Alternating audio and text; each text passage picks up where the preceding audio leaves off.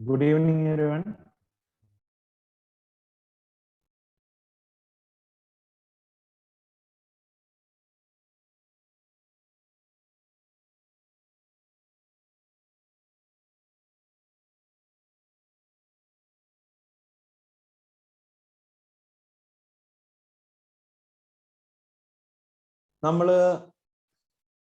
Good evening. നമ്മൾ ഇന്നലെ എവിടെ നിർത്തിയേ? ലാസ്റ്റ് എല്ലാ ഭാഗവും നോക്കിയായിരുന്നോ? എല്ലാ ഏരിയയും നോക്കിയായിരുന്നോ? എന്താ അവസ്ഥ?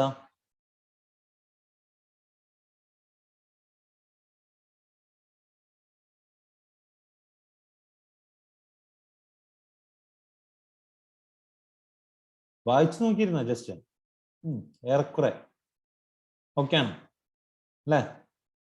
അതോ പിന്നേക്ക് മാറ്റി വെച്ചിട്ടുണ്ടോ ലോഡ് കൂട്ടാൻ വേണ്ടിയിട്ട്?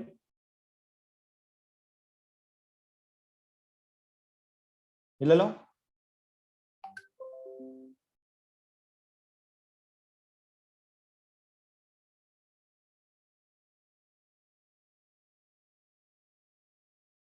ഓക്കെ, നമ്മൾ ഇന്നലെ നിർത്തിയത് time limit for issuing notice അല്ലേ?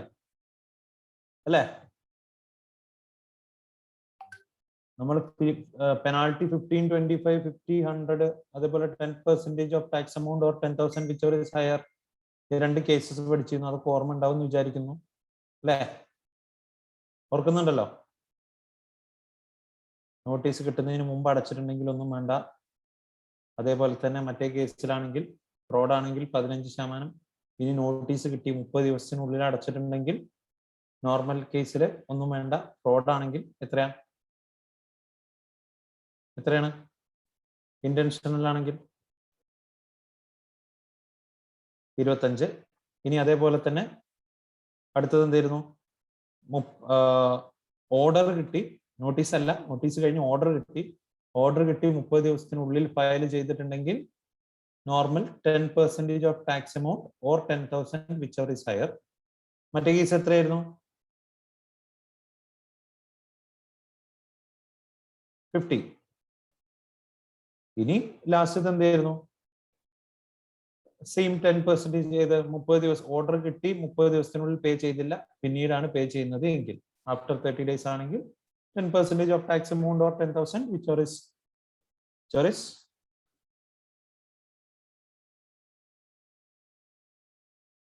is higher.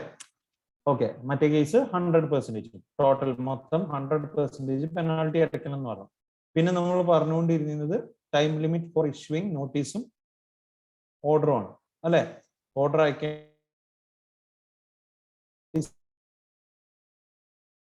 നോട്ടീസ് അയക്കണം എന്നുള്ളതാണ്. ഓക്കെ, നമ്മൾ അത് പറഞ്ഞു. ബാക്കി നാളെ എടുക്കാം എന്ന് പറഞ്ഞത് അല്ലെ?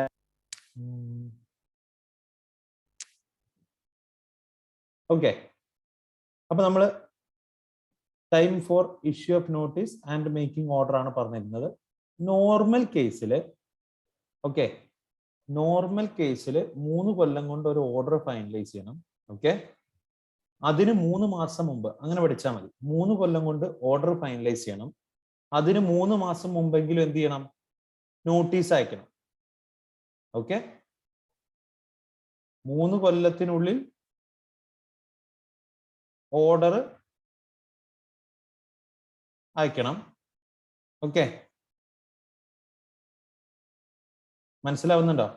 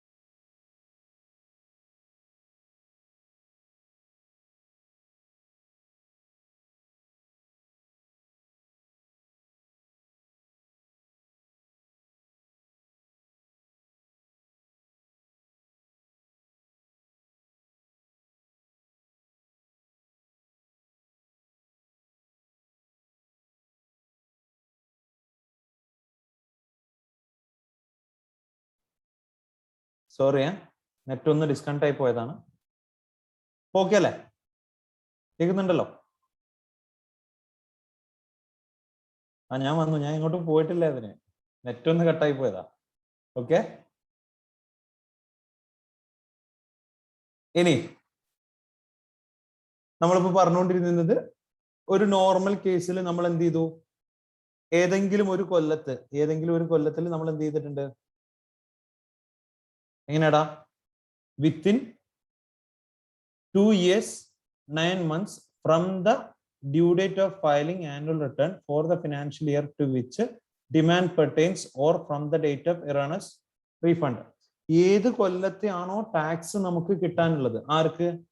ഗവൺമെന്റിന് അല്ലേ? ഡിപ്പാർട്ട്മെന്റിന് ടാക്സ് കിട്ടേണ്ടതിനല്ലേ നോട്ടീസ് അയക്കുക അല്ലെങ്കിൽ ഓർഡർ അയക്കുക. അപ്പൊ ഡിപ്പാർട്ട്മെന്റിന് ഓർഡർ അയക്കാനുള്ള സമയപരിധിയാണ് പറയുന്നത്. നോർമൽ കേസിലാണെങ്കിൽ നമ്മളുടെ എന്തെങ്കിലും പൈസ അടയ്ക്കാനുണ്ടെങ്കിൽ, ഓക്കെ, അല്ലെങ്കിൽ നമ്മൾ എക്സസ് ആയിട്ട് അറിയാതെ എന്തെങ്കിലും റീഫണ്ട് എടുത്തിട്ടുണ്ട്, നമുക്ക് ആക്ച്വലി ഇന്നെലിജിബിൾ അല്ല എങ്കിൽ, ഓക്കെ, നമ്മൾ മനഃപൂർവ്വം ചെയ്തതല്ല, ബോണഫൈഡ് ആയിട്ട് സംഭവിച്ചു പോയതാണ്, അങ്ങനെയാണെങ്കിൽ അതിന് എഗെയിൻസ്റ്റ് നമ്മൾ എത്ര സമയത്തിനുള്ളിൽ ഓർഡർ ഇഷ്യൂ ചെയ്യണം? ആര്? ഗവൺമെന്റ്. എത്ര സമയത്തിനുള്ളിൽ ഓർഡർ ഇഷ്യൂ ചെയ്യണം? ഓർഡർ എന്നാണോ ആനുവൽ റിട്ടേൺ ഫയൽ ചെയ്യേണ്ടത്, എന്നാണോ ആനുവൽ റിട്ടേൺ 90 ഡേയ്സ് അല്ല, എന്നാണോ ആനുവൽ റിട്ടേൺ ഫയൽ ചെയ്യേണ്ടത്, ആ ഫയൽ ചെയ്യേണ്ട ദിവസം മുതൽ എത്ര കൊല്ലത്തിനുള്ളിൽ? 3 കൊല്ലത്തിനുള്ളിൽ. ഓക്കെ, 3 കൊല്ലത്തിനുള്ളിലാണ് ഓർഡർ ഇഷ്യൂ ചെയ്യേണ്ടത്. ഓർഡർ. അപ്പൊ അതുമായി ബന്ധപ്പെട്ട നോട്ടീസ് അയക്കാനുള്ള അവസാന സമയം എന്ന് പറയുന്നത് 2 കൊല്ലം 9 മാസമാണ്. ഓക്കെ, 2 കൊല്ലം 9 മാസം. ഇത്രയും ഓർത്തിരുന്നാൽ മതി. 2 കൊല്ലം 9 മാസം നോട്ടീസിന്, 3 കൊല്ലം ഓർഡറിന്. ഓക്കെ, 3 കൊല്ലം ഓർഡറിന്. ക്ലിയർ? റെഡി? ഇനി ഫ്രോഡ് ആണെങ്കിൽ ഒരൊറ്റ വ്യത്യാസം, ഈ 3 ഉള്ളത് 5 ആവും. ഓക്കെ, 5 കൊല്ലം വരെ നമുക്ക് എക്സസ് ക്ലെയിം ചെയ്ത റീഫണ്ടിന്റെ കേസിലോ അല്ലെങ്കിൽ നമുക്ക് കിട്ടാനുള്ള എമൗണ്ട് ക്ലെയിം ചെയ്യാൻ വേണ്ടിയിട്ട് ഡിപ്പാർട്ട്മെന്റിന് 5 കൊല്ലം വരെ നമുക്ക് നോട്ടീസ് അയക്കാം. Okay, I mean order pass ചെയ്യാം 5 കൊല്ലം വരെ. 5 കൊല്ലം ഓർഡറിന്റെ സമയം കേട്ടോ, ഓർഡർ. ഈ കേസിൽ നോട്ടീസ് 6 മാസം മുമ്പെങ്കിലും അയക്കണം. നോട്ടീസ് 6 മാസം മുമ്പെങ്കിലും അയക്കണം. ആദ്യത്തെ കേസ് എങ്ങനെയായിരുന്നു? 3 കൊല്ലത്തിൽ ഓർഡർ പാസ് ചെയ്യണം. അതിന്റെ നോട്ടീസ് 3 മാസം മുമ്പെങ്കിലും ഇഷ്യൂ ചെയ്യണം. എന്ന് വെച്ച് കഴിഞ്ഞാൽ 2 കൊല്ലം 9 മാസം. രണ്ടാമത്തെ, നമ്മൾ എന്തെങ്കിലും ഫ്രോഡ് കാണിച്ചതാണ്, അതുമായി ബന്ധപ്പെട്ടിട്ട് ഗവൺമെന്റ് എന്തെങ്കിലും ഡിമാൻഡ്, ഡിപ്പാർട്ട്മെന്റ് എന്തെങ്കിലും ഡിമാൻഡ് റേസ് ചെയ്യുകയാണെങ്കിൽ എത്ര സമയത്തിനുള്ളിൽ ഇഷ്യൂ ചെയ്യണം? എത്ര സമയത്തിനുള്ളിലാ ഓർഡർ ഇഷ്യൂ ചെയ്യേണ്ടത്? ഓർഡർ എത്ര സമയത്തിനുള്ളിലാടാ?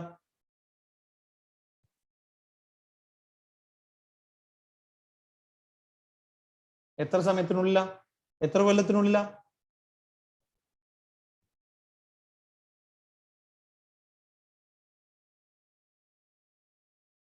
എടാ, നമ്മൾ ഏത് കേസിലാണെങ്കിലും ആദ്യം നോട്ടീസ് അയക്കും. നമ്മൾ നേരത്തെ പറഞ്ഞല്ലോ, നോട്ടീസ് അയച്ച് 30 ദിവസത്തിനുള്ളിൽ ടാക്സ് അടച്ചിട്ടുണ്ടെങ്കിൽ, അത് കഴിഞ്ഞ് ഓർഡർ കിട്ടി 30 ദിവസത്തിനുള്ളിൽ ടാക്സ് അടച്ചിട്ടുണ്ടെങ്കിൽ, ഓർഡർ കിട്ടിയിട്ടും 30 ദിവസത്തിനുള്ളിൽ ടാക്സ് അടച്ചിട്ടില്ല എങ്കിൽ, അപ്പൊ ആദ്യം ഡിപ്പാർട്ട്മെന്റ് എന്താ ചെയ്യാ? നോട്ടീസ് അയക്കുക ചെയ്യാം. അപ്പൊ മനസ്സിലാക്കുക, നോട്ടീസ് ആയിരിക്കും ആദ്യം ചെയ്യുന്ന പരിപാടി. രണ്ടാമതായിരിക്കും ഓർഡർ. അപ്പോ ഓർഡർ നോർമൽ കേസിൽ പാസ് ചെയ്യേണ്ട സമയം 3 കൊല്ലാണ്. ഓക്കെ, 3 കൊല്ലാണ്. അതിന് 3 മാസം മുമ്പെങ്കിലും എന്ത് ചെയ്യണം? നോട്ടീസ് അയക്കണം. നോട്ടീസ് അയക്കണം എന്ന് വെച്ച് കഴിഞ്ഞാൽ 2 കൊല്ലം 9 മാസം. ഇനി ഫ്രോഡ് ആണെങ്കിൽ ഓർഡർ എത്ര സമയത്തിനുള്ളിൽ ഇഷ്യൂ ചെയ്യണം? ഓർഡർ ആനുവൽ റിട്ടേൺ ഫയൽ ചെയ്യേണ്ട ഡേറ്റിൽ നിന്ന് എന്നാണോ ആനുവൽ റിട്ടേൺ ഫയൽ ചെയ്യേണ്ട ഡ്യൂ ഡേറ്റ് എന്ന് വെച്ച് കഴിഞ്ഞാൽ 31 ഡിസംബർ. അത് തൊട്ട് എത്ര കൊല്ലത്തിനുള്ളിലാടാ? 5 കൊല്ലം. ക്ലിയർ ആണല്ലോ? 5 കൊല്ലം. അങ്ങനെ 5 കൊല്ലം കൊണ്ട് ഓർഡർ പാസ് ചെയ്യണം. അതിന് എത്ര സമയത്തിനുള്ളിൽ നോട്ടീസ് ഇഷ്യൂ ചെയ്യണം? ഫ്രോഡ് ആണെങ്കിൽ എത്ര സമയത്തിനുള്ളിൽ നോട്ടീസ് ഇഷ്യൂ ചെയ്യണം? 6 മാസം മുമ്പ്. അപ്പൊ എത്രയാ? 4 years 6 months അല്ലെ? 4.5 കൊല്ലം.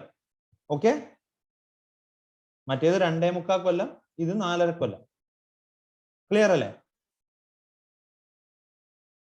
Within 4 years 6 months, within 5 years. ഇത് മാർക്ക് ചെയ്യാം. എല്ലാത്തിലും due date of filing annual return ആണ് കേട്ടോ. ഏത് കൊല്ലത്തെ ഡിമാൻഡ് ആണോ, ഏത് കൊല്ലത്തെ റീഫണ്ടുമായി ബന്ധപ്പെട്ടിട്ടാണോ നമ്മൾ നോട്ടീസ് അയക്കുന്നത്, ഓർഡർ അയക്കുന്നത്, അത് ഫയൽ ചെയ്യാനുള്ള, ആ കൊല്ലത്തെ ആനുവൽ റിട്ടേൺ ഫയൽ ചെയ്യാനുള്ള സമയം മുതൽ നമ്മൾ ഇപ്പൊ ഈ പറഞ്ഞ സമയങ്ങൾ. ക്ലിയർ ആണോ?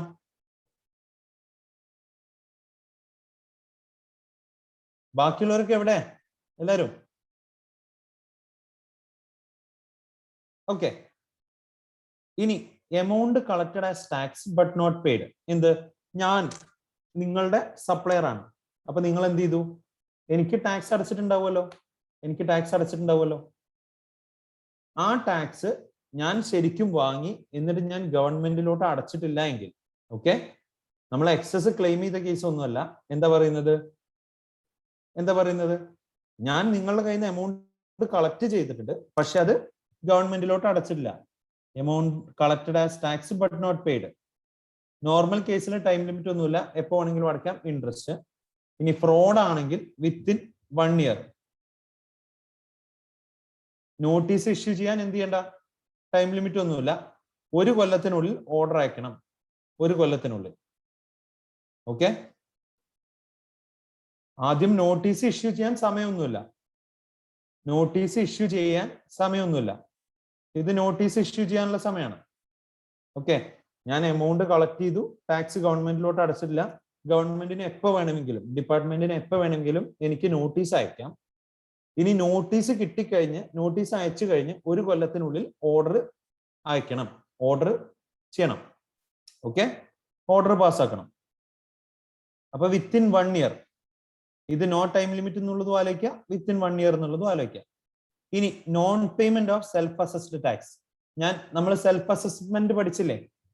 സെൽഫ് അസസ്മെന്റ്, പ്രൊവിഷണൽ അസസ്മെന്റ് ഒക്കെ എന്തായിരുന്നു സാധനങ്ങൾ? Release of security, self assessment, provisional assessment, ഓർമ്മണ്ടൊക്കെ?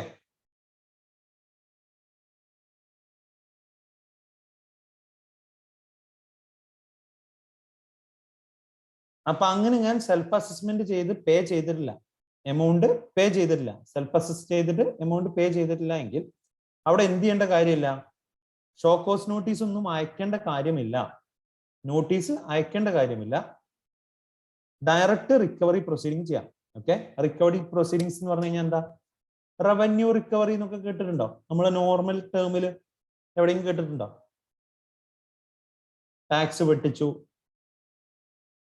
അയാളെ പൊക്കി എന്നൊക്കെ കേട്ടിട്ടില്ലേ? അങ്ങനെ കേട്ടിട്ടുണ്ടാവുള്ളൂ അല്ലെ? ഇന്നാളെ പൊക്കി, വൻ ടാക്സ് വെട്ടിപ്പ്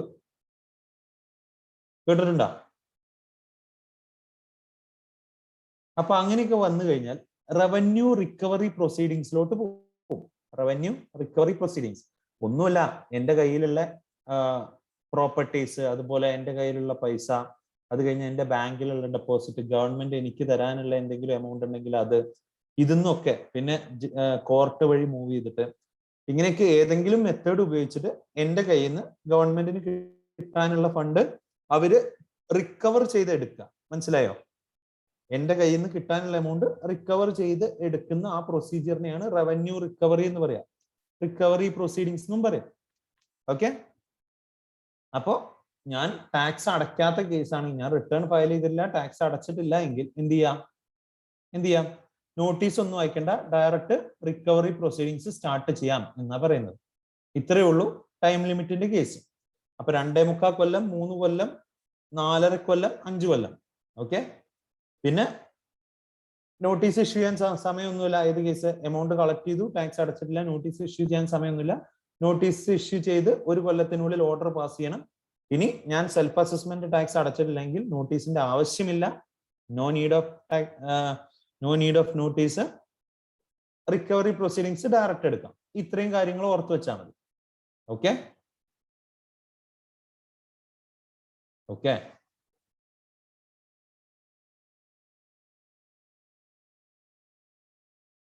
പിന്നെ ഇതും കൂടെ നോക്കട്ടോ. No penalties levied in cases where self assessment tax or tax collected any amount collected as tax is paid with interest within 30 days. 30 ദിവസത്തിനുള്ളിൽ ഡ്യൂ ഡേറ്റ് ഓഫ് പേയ്മെന്റിൽ നിന്നും 30 ദിവസത്തിനുള്ളിൽ പേ ചെയ്തിട്ടുണ്ടെങ്കിൽ അവിടെ പെനാൾട്ടി ഒന്നും വരില്ല. നമ്മൾ നേരത്തെ പഠിച്ച പെനാൾട്ടിയുടെ കേസാണ്. 30 ദിവസത്തിനുള്ളിൽ എമൗണ്ട് പേ ചെയ്തിട്ടുണ്ടെങ്കിൽ അവിടെ പെനാൾട്ടി ഒന്നും വരില്ല. ഓക്കെ, നമ്മൾ എല്ലാ കേസിലും 30 ദിവസം പറഞ്ഞിട്ടില്ലേ? 30 ദിവസം എന്നുള്ളത് ആലോചിക്കുക. ഇനി ഓഡിറ്റ് ആണ്, ടൈപ്സ് ഓഫ് ഓഡിറ്റ്. ഇത്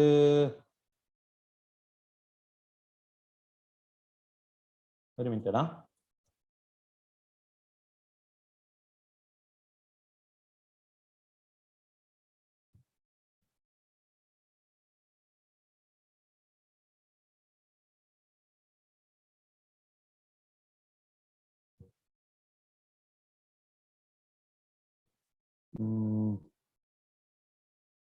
പ്രയർ നോട്ടീസിന്റെ കാര്യമൊന്നും പറയുന്നില്ല.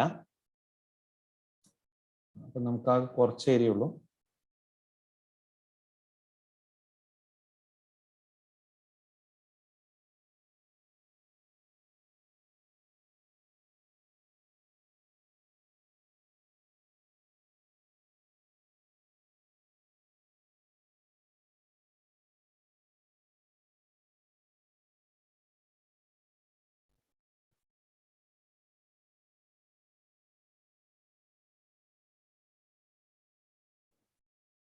കാണുന്നുണ്ടല്ലോ?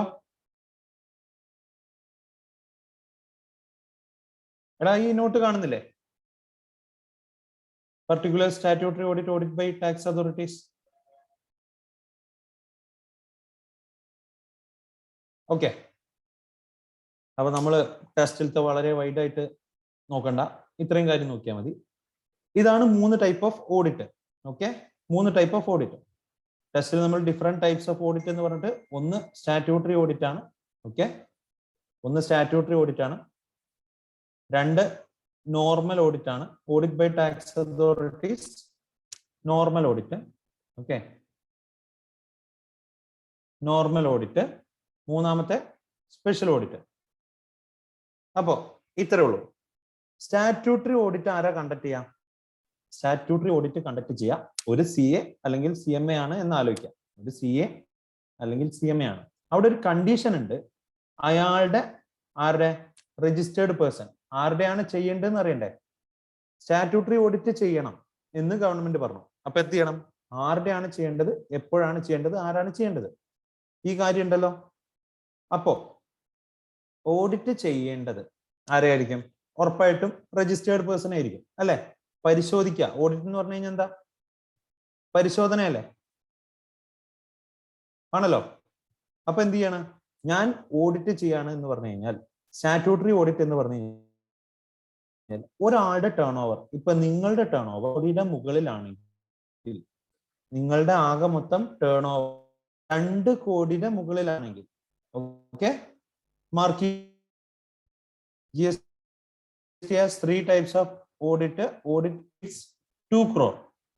2 കോടിയുടെ മുകളിലാണെങ്കിൽ the first audit is by a chartered accountant or cost accountant. Audit ചെയ്യുന്ന ആള് ചാർട്ടേഡ് അക്കൗണ്ടന്റോ കോസ്റ്റ് അക്കൗണ്ടന്റോ ആയിരിക്കും. Every registered person whose aggregate turnover during a financial year exceeds 2 crore. 2 കോടിയുടെ മുകളിൽ ആരുടെങ്കിലും ടേൺ ഓവർ എക്സീഡ് ചെയ്യുകയാണെങ്കിൽ അയാൾ നിർബന്ധമായിട്ടും സ്റ്റാറ്റ്യൂട്ടറി ഓഡിറ്റ് ചെയ്യണം. നിർബന്ധമായിട്ടും സ്റ്റാറ്റ്യൂട്ടറി ഓഡിറ്റ് ചെയ്യണം. 2 കോടി ആലോചിക്കുക, CA CMA ആണെന്ന് ആലോചിക്കുക, അത്രയും മതി. ഓക്കെ, അപ്പൊ സ്റ്റാറ്റ്യൂട്ടറി ഓഡിറ്റ് എങ്ങനെയാടാ? ഒരാളുടെ ടേൺ ഓവർ എത്ര കോടിയുടെ മുകളിലാവണം? എത്ര കോടിയുടെ മുകളിലാവണം? എത്ര കോടിയുടെ മുകളിലാവണം?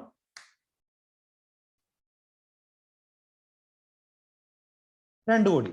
ഓക്കെ, 2 കോടി. ആരാണിത് ചെയ്യുക? ആരാണിത് ചെയ്യുക? CA or CMA. Okay, CA അല്ലെങ്കിൽ CMA ആണ് GST ഓഡിറ്റ് ചെയ്യേണ്ടത്. ക്ലിയർ? ഇനി നോർമൽ ഓഡിറ്റ്, രണ്ടാമത്തെ കേസാണ് നോർമൽ ഓഡിറ്റ്. ഇതിലെന്താ, ഇവര് ഓഡിറ്റ് ചെയ്ത് കഴിഞ്ഞാൽ എന്താ ചെയ്യാ, ഒരു ആനുവൽ അക്കൗണ്ട്സും ഉണ്ടാക്കും, റീകൺസിലിയേഷൻ സ്റ്റേറ്റ്മെന്റും ഉണ്ടാക്കും കേട്ടോ. ഒരു ആനുവൽ അക്കൗണ്ട്സും ഉണ്ടാക്കും, ഒരു റീകൺസിലിയേഷൻ സ്റ്റേറ്റ്മെന്റും ഉണ്ടാക്കും. ഇത് GSTR ഫോം 9C എന്ന് പറയുന്നത് റീകൺസിലിയേഷൻ സ്റ്റേറ്റ്മെന്റ് ആണ്. 9C 9 ആനുവൽ അക്കൗണ്ട്സ് ഓർമ്മ ഉണ്ടല്ലോ. GSTR 9 റിട്ടേൺസിൽ നമ്മൾ പറഞ്ഞിരുന്നു. GSTR 9 ആനുവൽ റിട്ടേൺ ഓർമ്മ ഉണ്ടോ? അപ്പൊ ആനുവൽ റിട്ടേണും റീകൺസിലിയേഷൻ സ്റ്റേറ്റ്മെന്റും CA അല്ലെങ്കിൽ CMA ഡ്യൂലി സർട്ടിഫൈ ചെയ്യണം. 2 കോടിയുടെ മുകളിൽ ഉണ്ടെങ്കിൽ അയാൾ നിർബന്ധമായിട്ടും ചെയ്യണം. ഓക്കെ. ഇനി രണ്ടാമത്തെ കേസ് എന്ന് പറയുന്നത്, രണ്ടാമത്തെ കേസ് ആരാ ചെയ്യാ? Audit by tax authority. ഡിപ്പാർട്ട്മെന്റിലുള്ള ഏതെങ്കിലും ഓഫീസറോ, ആര്, കമ്മീഷണറോ അല്ലെങ്കിൽ കമ്മീഷണർ നിയമിച്ച, കമ്മീഷണറോ അല്ലെങ്കിൽ കമ്മീഷണർ നിയമിച്ച മറ്റേതെങ്കിലും ഓഫീസറാണ് എന്ത് ചെയ്യാം? നോർമൽ ഓഡിറ്റ് ചെയ്യാം. ഓക്കെ, നോർമൽ ഓഡിറ്റ് ചെയ്യാം. മാർക്ക് ചെയ്യാം.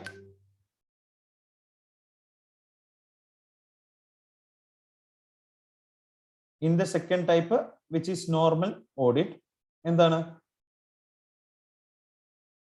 കമ്മീഷണർ അല്ലെങ്കിൽ any officer authorised by him. Okay, കമ്മീഷണറോ അല്ലെങ്കിൽ കമ്മീഷണർ നിയമിച്ച മറ്റേതെങ്കിലും ഓഫീസറോ ആണ് എന്ത് ചെയ്യാം? നോർമൽ ഓഡിറ്റ് ചെയ്യാം. ഓക്കെ, ഇയാൾക്ക് ഏതെങ്കിലും രജിസ്റ്റേർഡ് പേഴ്സന്റെ ഓഡിറ്റ് ചെയ്യാം for such period at such frequency and in such manner as may be prescribed. പറയുന്ന രീതിയിൽ, ഇനി ഇതുവരെ പറഞ്ഞിട്ടില്ല, ഇനി പറയുന്ന രീതിയിൽ ഏതെങ്കിലും ഒരു ഫ്രീക്വൻസിയിൽ അവർ പറയുന്ന രീതിയിൽ എന്ത് ചെയ്യാം? നോർമൽ ഓഡിറ്റ് ചെയ്യാം. ചെയ്യുന്ന ആൾക്കാർ കമ്മീഷണറോ അല്ലെങ്കിൽ കമ്മീഷണർ അപ്പോയിന്റ് ചെയ്യുന്ന ആളോ, അത്രയും മനസ്സിലാക്കിയാൽ മതി. ഓക്കെ. ഇനി സ്പെഷ്യൽ ഓഡിറ്റ്, മൂന്നാമത്തെ last type. 3 third and the final. Okay, 3 type audit ഉള്ളൂ. ഒന്ന് സ്റ്റാറ്റ്യൂട്ടറി ഓഡിറ്റ്, ഒന്ന് നോർമൽ ഓഡിറ്റ്, ഒന്ന് സ്പെഷ്യൽ ഓഡിറ്റ്. ഓക്കെ. ഇനി സ്പെഷ്യൽ ഓഡിറ്റ് ആരാ ചെയ്യാന്നുള്ളതാണ്. സ്പെഷ്യൽ ഓഡിറ്റ് ചെയ്യാ CA അല്ലെങ്കിൽ CMA ആണ്. ഈ കേസിൽ വ്യത്യാസമുള്ളത്, മറ്റേത് നമ്മളാണ് അപ്പോയിന്റ് ചെയ്തിരുന്നത് അല്ലെ. സ്റ്റാറ്റ്യൂട്ടറി ഓഡിറ്റ് 2 കോടിയുടെ മുകളിൽ എന്റെ ടേൺ ഓവർ ഉണ്ടെങ്കിൽ ഞാൻ അപ്പോയിന്റ് ചെയ്ത്, ഞാൻ സ്വമേധയാ അപ്പോയിന്റ് ചെയ്യണം. ആരെ? ഒരു CA അല്ലെങ്കിൽ CMA. അയാളെ കൊണ്ട് സ്റ്റാറ്റ്യൂട്ടറി ഓഡിറ്റ് ചെയ്യിപ്പിക്കണമായിരുന്നു 2 കോടിയുടെ മുകളിലുണ്ടെങ്കിൽ. ഓക്കെ. സ്പെഷ്യൽ ഓഡിറ്റ് എന്ന് പറഞ്ഞു കഴിഞ്ഞാൽ ഈ കേസിലും ഓഡിറ്റ് ചെയ്യുന്നത് ആരാ? ആരാ? വ്യത്യാസമൊന്നുമില്ല, CA CMA തന്നെയാണ്. ഓക്കെ, CA CMA തന്നെയാണ്. ഇനി ഇതെപ്പോഴാണ് ചെയ്യിക്കുക? കമ്മീഷണർ ആണ് ഈ കേസിൽ CA അല്ലെങ്കിൽ CMA അപ്പോയിന്റ് ചെയ്യാം.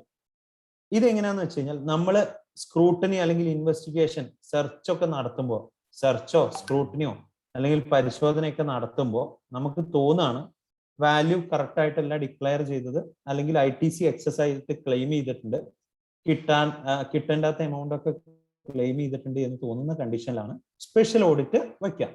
അപ്പോഴാണ് കമ്മീഷണർക്ക് അങ്ങനെ തോന്നുമ്പോഴാണ് എന്ത് ചെയ്യുക? സ്പെഷ്യൽ ഓഡിറ്റ് വയ്ക്കുക. കമ്മീഷണർ എന്ത് ചെയ്യും? ഒരു CA അല്ലെങ്കിൽ CMA നിയമിക്കും. ഓക്കെ, അങ്ങനെ നിയമിച്ചു കഴിഞ്ഞാൽ ഈ സ്പെഷ്യൽ ഓഡിറ്റിന്റെ കോസ്റ്റ് മുഴുവൻ വഹിക്കുന്നത് ആരാ? സ്പെഷ്യൽ ഓഡിറ്റിന്റെ ആരായിരിക്കും?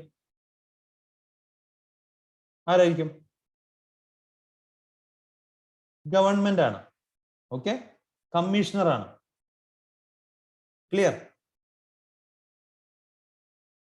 Bone by department. കമ്മീഷണർ ആണ് എന്ത് ചെയ്യുക?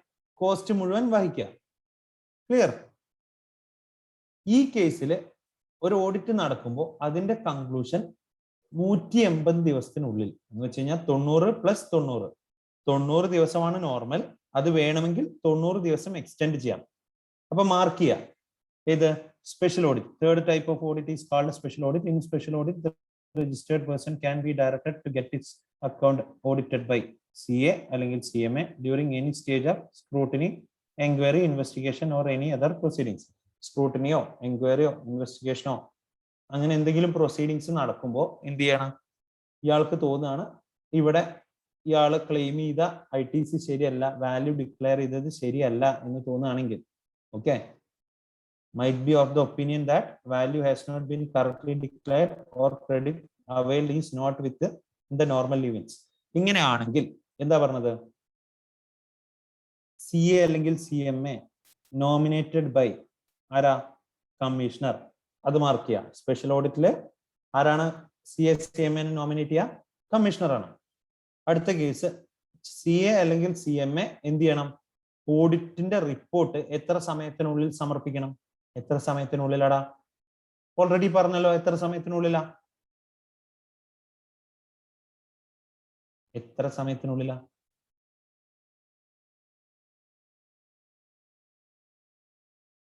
തൊണ്ണൂറ് ദിവസത്തിനുള്ളിൽ. അത് എത്ര ദിവസം വരെ എക്സ്റ്റെൻഡ് ചെയ്യാം? ഒരു 90 കൂടെ എക്സ്റ്റെൻഡ് ചെയ്യാം. ഓക്കെ, അപ്പോ ടോട്ടൽ 150 ദിവസം. ഓക്കെ, 90 ദിവസം പ്ലസ് 90 ദിവസം. അതിനുള്ളിൽ എന്ത് ചെയ്യണം? എന്ത് ചെയ്യണം? അസിസ്റ്റന്റ് കമ്മീഷണർക്ക് ഈ റിപ്പോർട്ട് സബ്മിറ്റ് ചെയ്യണം. ഓക്കെ, ഇത്രയും കാര്യം നോക്കാനുള്ളൂ. ഓക്കെ, റിട്ടേണിന്റെ ചോദ്യം എന്താ പറയാ, ഫോമിന്റെ ചോദ്യം ഒന്നും നോർമലി ചോദിക്കാറില്ല, എന്നാലും ആലോചിച്ച് ചോദിക്കുക. സ്പെഷ്യൽ ഓഡിറ്റ് ആണെങ്കിൽ GST ADT എന്ന് പറയുമ്പോൾ ഓഡിറ്റ്. ഓക്കെ, എല്ലാം അതിന്റെ ഷോർട്ടുകളായിരിക്കും, അത് ആദ്യം ആലോചിക്കുക. സ്പെഷ്യൽ ഓഡിറ്റില് ADT 03. പിന്നെ ഇതുമായി ബന്ധപ്പെട്ടിട്ടുള്ള ഡീറ്റെയിൽസ് ആർക്ക് ഷെയർ ചെയ്യണം? രജിസ്റ്റേർഡ് പേഴ്സണ് ഷെയർ ചെയ്യണം. എന്തെങ്കിലും സാധനം എന്ത് ചെയ്യണം? ഏതെങ്കിലും കാര്യത്തില് പറയാം, ഒരു minute. The registered person shall be given an opportunity of being heard in respect of any material gathered on the basis of special audit and which is proposed to be used in any proceedings against him under this act. ഈ act പ്രകാരം ഈ registered പേഴ്സണിന് against ഉപയോഗിക്കാൻ പോകുന്ന എന്തെങ്കിലും material നമ്മൾ കണ്ടുപിടിച്ചിട്ടുണ്ടെങ്കിൽ, ആര്? നമ്മളാരാ? CACMA. അപ്പോ ഞാൻ അങ്ങനെ എന്തെങ്കിലും കണ്ടുപിടിച്ചിട്ടുണ്ടെങ്കിൽ എന്ത് ചെയ്യണം? രജിസ്റ്റേർഡ് പേഴ്സണിന് അതുമായി ബന്ധപ്പെട്ടിട്ടുള്ള കാര്യങ്ങൾ ക്ലിയർ ചെയ്യാൻ വേണ്ടിയിട്ട് ഒരു ഓപ്പർച്യൂണിറ്റി കൊടുക്കണം. അയാൾക്കൊരു ഓപ്പർച്യൂണിറ്റി കൊടുക്കണം. അയാൾക്ക് പറയാനുള്ളതും കൂടെ നമ്മൾ കേൾക്കാനുള്ള ഒരു ഓപ്പർച്യൂണിറ്റി കൊടുക്കണം. Opportunity of being heard. Okay, ഈ എക്സ്പെൻസ് ആരാ ഇൻകർ ചെയ്യുക? Shall be determined and paid by commissioner. പിന്നെ on the conclusion of special audit registered person shall be informed of the findings. എന്താണ് ഇതുമായി ബന്ധപ്പെട്ട ഫൈൻഡിങ്സ് ഒക്കെ GST ഓഡിറ്റ് 04 ADT 04 അയാളെ അറിയിക്കും. അത്രേ ഉള്ളൂ, ആ പാഠം കഴിഞ്ഞു. എന്തൊരു എളുപ്പം അല്ലേ? അല്ലേ? എല്ലാം വായിച്ചു നോക്കിയാൽ എല്ലാം എളുപ്പമാണ്. എല്ലാം വായിച്ചു നോക്കുവോ? അല്ലേടോ?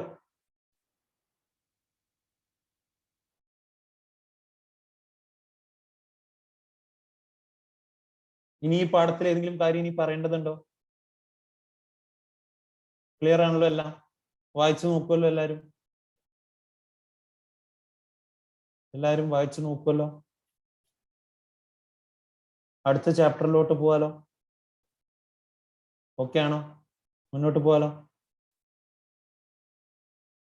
അടുത്ത ചാപ്റ്റർ എന്ന് പറയുന്നത്, ഓക്കെ, സ്റ്റാർട്ട് ചെയ്യാം. റെഡി? അടുത്ത ചാപ്റ്റർ എന്ന് പറയുന്നത് കസ്റ്റംസ് ഡ്യൂട്ടി. എന്തിന്റെ മുകളിലാണ് കസ്റ്റംസ് ഡ്യൂട്ടി? കസ്റ്റംസ് ആക്ട് എന്തിന്റെ മുകളിലാണ്? കസ്റ്റംസ് ആക്ട് എന്തിന്റെ മുകളിലാണ്?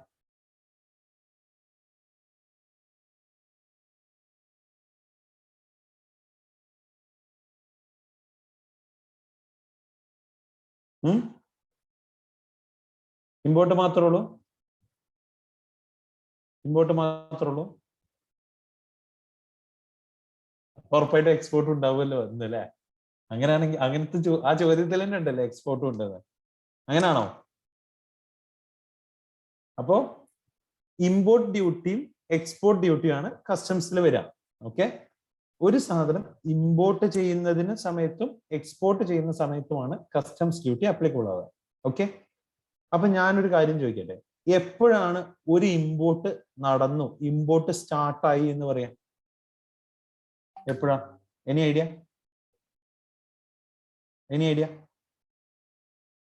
നമ്മൾ പഠിക്കാൻ പോകുന്ന ചാപ്റ്റർ കസ്റ്റംസ് ആക്ട് ആണ്.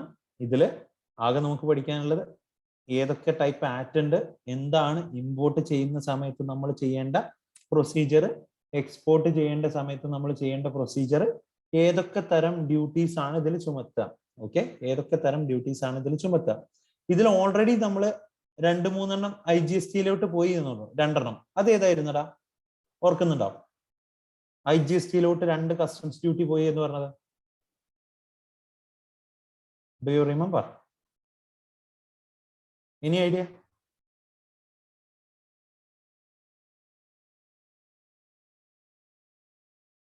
കസ്റ്റംസുമായി ബന്ധപ്പെട്ടിട്ട് 2 ഡ്യൂട്ടി പോയിരുന്നല്ലോ, IGST ആയത്. കസ്റ്റംസിന്റെ കേസില് ഓർമ്മയില്ലല്ലോ, നമ്മൾ ഡീറ്റെയിൽ ആയിട്ട് പറഞ്ഞില്ല. Anaswara, very good. CVD, SID അല്ലെ? കൗണ്ടർ വെയിലിംഗ് ഡ്യൂട്ടിയും സ്പെഷ്യൽ അഡീഷണൽ ഡ്യൂട്ടിയും. അതിനെ സ്പെഷ്യൽ CVD എന്ന് പറയും, അല്ലെങ്കിൽ സ്പെഷ്യൽ അഡീഷണൽ ഡ്യൂട്ടി എന്ന് പറയും. മറ്റേത് counter vailing duty. Counter vailing duty എന്തായിരുന്നു? ഒരു സാധനം ഇന്ത്യയിൽ പ്രൊഡ്യൂസ് ചെയ്യായിരുന്നെങ്കിൽ അവിടെ നമുക്ക് കിട്ടാവുന്ന എക്സൈസ് ഡ്യൂട്ടി എത്രയാണോ അതാണ് നമ്മൾ കൗണ്ടർ വെയിലിംഗ് ഡ്യൂട്ടി ആയിട്ട് ചുമത്തുക. SID എന്തായിരുന്നു? ഇന്ത്യയുടെ വാറ്റ് അല്ലെങ്കിൽ സെയിൽസ് ടാക്സ് എത്രയായിരുന്നു അതിന്റെ പോർഷനാണ് നമ്മൾ ഏതിൽ ചുമത്തിയിരുന്നത്? SID ആയിട്ട് ചുമത്തിയിരുന്നത്. ഇത് രണ്ടും ഇപ്പൊ എന്തിലോട്ട് മെർജ് ചെയ്തു? IGST മെർജ് ചെയ്തു. അപ്പോ GST മെർജ് ചെയ്യാത്ത സാധനം, GST മെർജ് ചെയ്യാത്ത ആക്ട് ആണ് ഇത്, ഇൻഡയറക്ട് ടാക്സ് ആണ് ഇത്, കസ്റ്റംസ് ആക്ട്. കസ്റ്റംസ് ഡ്യൂട്ടി എന്തിന്റെ മുകളിൽ ആപ്ലിക്കബിൾ എന്ന് പറഞ്ഞു? ഇമ്പോർട്ടിന്റെ മുകളിൽ, എക്സ്പോർട്ടിന് മുകളിൽ ആണല്ലോ. അപ്പോ ഒരു ഇമ്പോർട്ട് നടന്നു എന്ന് പറയണമെങ്കിൽ എന്ത് സംഭവിക്കണം?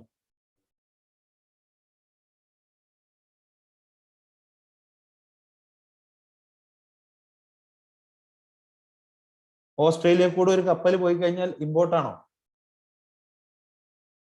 ആണോ?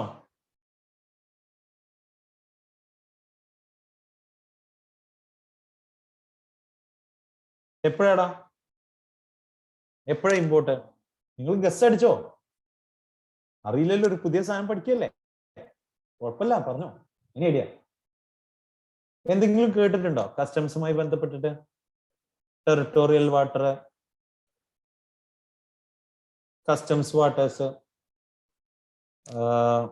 എക്സ്ക്ലൂസീവ് എക്കണോമിക് സോൺ, പിന്നെ ഹൈസീസ്, ഇങ്ങനെ കുറച്ച് കാര്യങ്ങളുണ്ട്. ഇതൊക്കെ എന്താന്ന് കേട്ടിട്ടുണ്ടോ?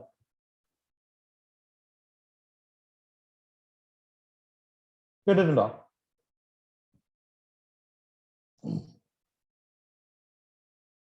ഇല്ലല്ലോ. ഇത്രേ ഉള്ളൂ. ടെറിട്ടോറിയൽ വാട്ടേഴ്സ് എന്ന് പറഞ്ഞാൽ ഇന്ത്യയുടെ കടലിന്റെ ബേസ് ലൈനിൽ നിന്നും, ബേസ് ലൈൻ എന്നാ പറയാ. ഓക്കെ, നമ്മൾ അളക്കാൻ ഉപയോഗിക്കുന്ന എല്ലാ രാജ്യവും അളക്കാൻ ഒരു ബേസ് ലൈൻ ഉണ്ടാവും. ഈ ബേസ് ലൈൻ മുതലാണ് നമ്മളെ പരിധി അളക്കുക. ഓക്കെ, നമ്മളെ ലാൻഡ് മാർക്കിൽ നിന്നും. അപ്പോ ബേസ് ലൈനിൽ നിന്നും 12 nautical mile, 12 nautical miles, okay, 12 nautical mile വരെയുള്ള സ്ഥലത്തിനെയാണ് നമ്മൾ എന്തെന്ന് പറയാം? ടെറിട്ടോറിയൽ വാട്ടേഴ്സ് എന്ന് പറയും. എന്തെന്ന് പറയാം? എന്താടാ? Territorial waters, 12 nautical mile. Okay, ഇതിനെ നമ്മൾ കസ്റ്റംസ് ബാരിയേഴ്സ് എന്നൊക്കെ പറയാം, നമ്മളുടെ അധികാര പരിധി എന്നൊക്കെ പറയാം, കസ്റ്റംസ് ബാരിയേഴ്സ്. ഓക്കെ, അപ്പോ പിന്നെ നമുക്ക് പഠിക്കാനുള്ളത് കസ്റ്റംസ് വാട്ടേഴ്സ് ആണ്. അത് ഈ 12ന്റെ കൂടെ ഒരു 12 കൂടെ കൂട്ടിയാൽ മതി. എന്ത്? അപ്പൊ ഏതായി? 12 മുതൽ 24 വരെയുള്ള ഏരിയയെ നമ്മൾ കസ്റ്റംസ് വാട്ടേഴ്സ് എന്ന് പറയും. ഇനി ഈ ബേസ് ലൈനിൽ നിന്നും 200 നോട്ടിക്കൽ മൈൽ വരെയുള്ള ദൂരത്തിന്, ഓക്കെ, നമ്മൾ നോർമലി കടൽ തീരത്തൊക്കെ കണ്ടിട്ടില്ല ഇങ്ങനെ ഒരു സാധനം ഇങ്ങനെ പൊങ്ങി കിടക്കുന്നത്. ഓക്കെ, അത് മുതൽ ഇത്ര ദൂരം വരെ നമ്മളുടെ കൺട്രോൾ ആണെന്ന് നമ്മൾ അളക്കുന്നത് ഈ പറഞ്ഞ എന്താ പറയാ ക്രൈറ്റീരിയ വെച്ചിട്ടാണ്. ടെറിട്ടോറിയൽ വാട്ടർ എത്ര നോട്ടിക്കൽ മൈലാ? Territorial water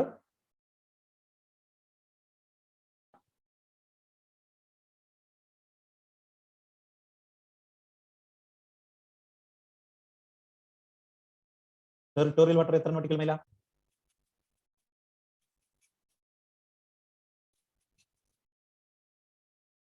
ില്ലേ? 12. കസ്റ്റംസ് വാട്ടേഴ്സ്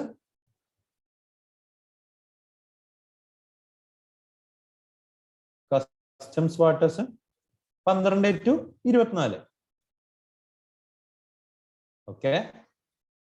പിന്നെ ഏതാ? Exclusive economic zone. Exclusive economic zone. Exclusive economic zone എത്രയാണ്? 200 നോട്ടിക്കൽ മൈൽ. ഓക്കെ. അപ്പോ ഈ 200 നോട്ടിക്കൽ മൈൽ വരെ, ബേസ് ലൈനിൽ നിന്നും 200 നോട്ടിക്കൽ മൈൽ വരെയുള്ള, ഇത് ഞാൻ ജനറലി പറയാണ്, നിങ്ങൾക്ക് 200 നോട്ടിക്കൽ മൈൽ ആവശ്യമുണ്ട്. ഓക്കെ, ബാക്കിയുള്ള കാര്യം ഞാൻ ജനറലി പറയാണ്. 200 നോട്ടിക്കൽ മൈൽ വരെയുള്ള ദൂരത്തിലുള്ള എല്ലാം എന്ത് ചെയ്യാൻ പറ്റും? ഇന്ത്യയുടെ കസ്റ്റഡിയിലാണ്. ഓക്കെ, അവിടെ എവിടെ വച്ചിട്ടും ഇന്ത്യക്ക് എന്തും ചെയ്യാം. അവിടെ വണ്ടി പിടിച്ചെടുക്കാം, സീസ് ചെയ്യാം, ഒക്കെ ചെയ്യാം. ഓക്കെ, ഇന്ത്യയുടെ കൺട്രോളാണ് ഈ 200 നോട്ടിക്കൽ മൈൽ വരെയുള്ള. അവിടെ ഫുൾ പവറും ഇന്ത്യൻ ഗവൺമെന്റിനാണ്. ഓക്കെ, ഈ 200 നോട്ടിക്കൽ മൈൽ കഴിഞ്ഞിട്ടുള്ള സ്ഥലം ഉണ്ടല്ലോ. ഓക്കെ, ബേസ് ലൈനിൽ നിന്നും 200 നോട്ടിക്കൽ മൈൽ കഴിഞ്ഞിട്ടുള്ള സ്ഥലം,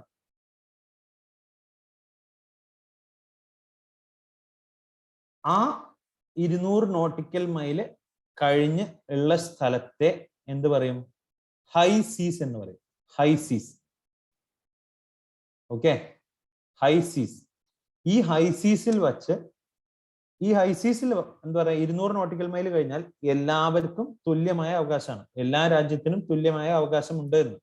ഓക്കെ, അവിടെ ഇന്ത്യക്ക് മാത്രമല്ല അതോറിറ്റി, ഇന്ത്യക്ക് മാത്രമല്ല പവർ, എല്ലാ രാജ്യത്തിനും തുല്യമായ അവകാശമുണ്ട്. ഓക്കെ, ഇനി കസ്റ്റംസ് ആക്ട് വന്ന വർഷം 1962. ഓക്കെ, 1962. ഓക്കെ,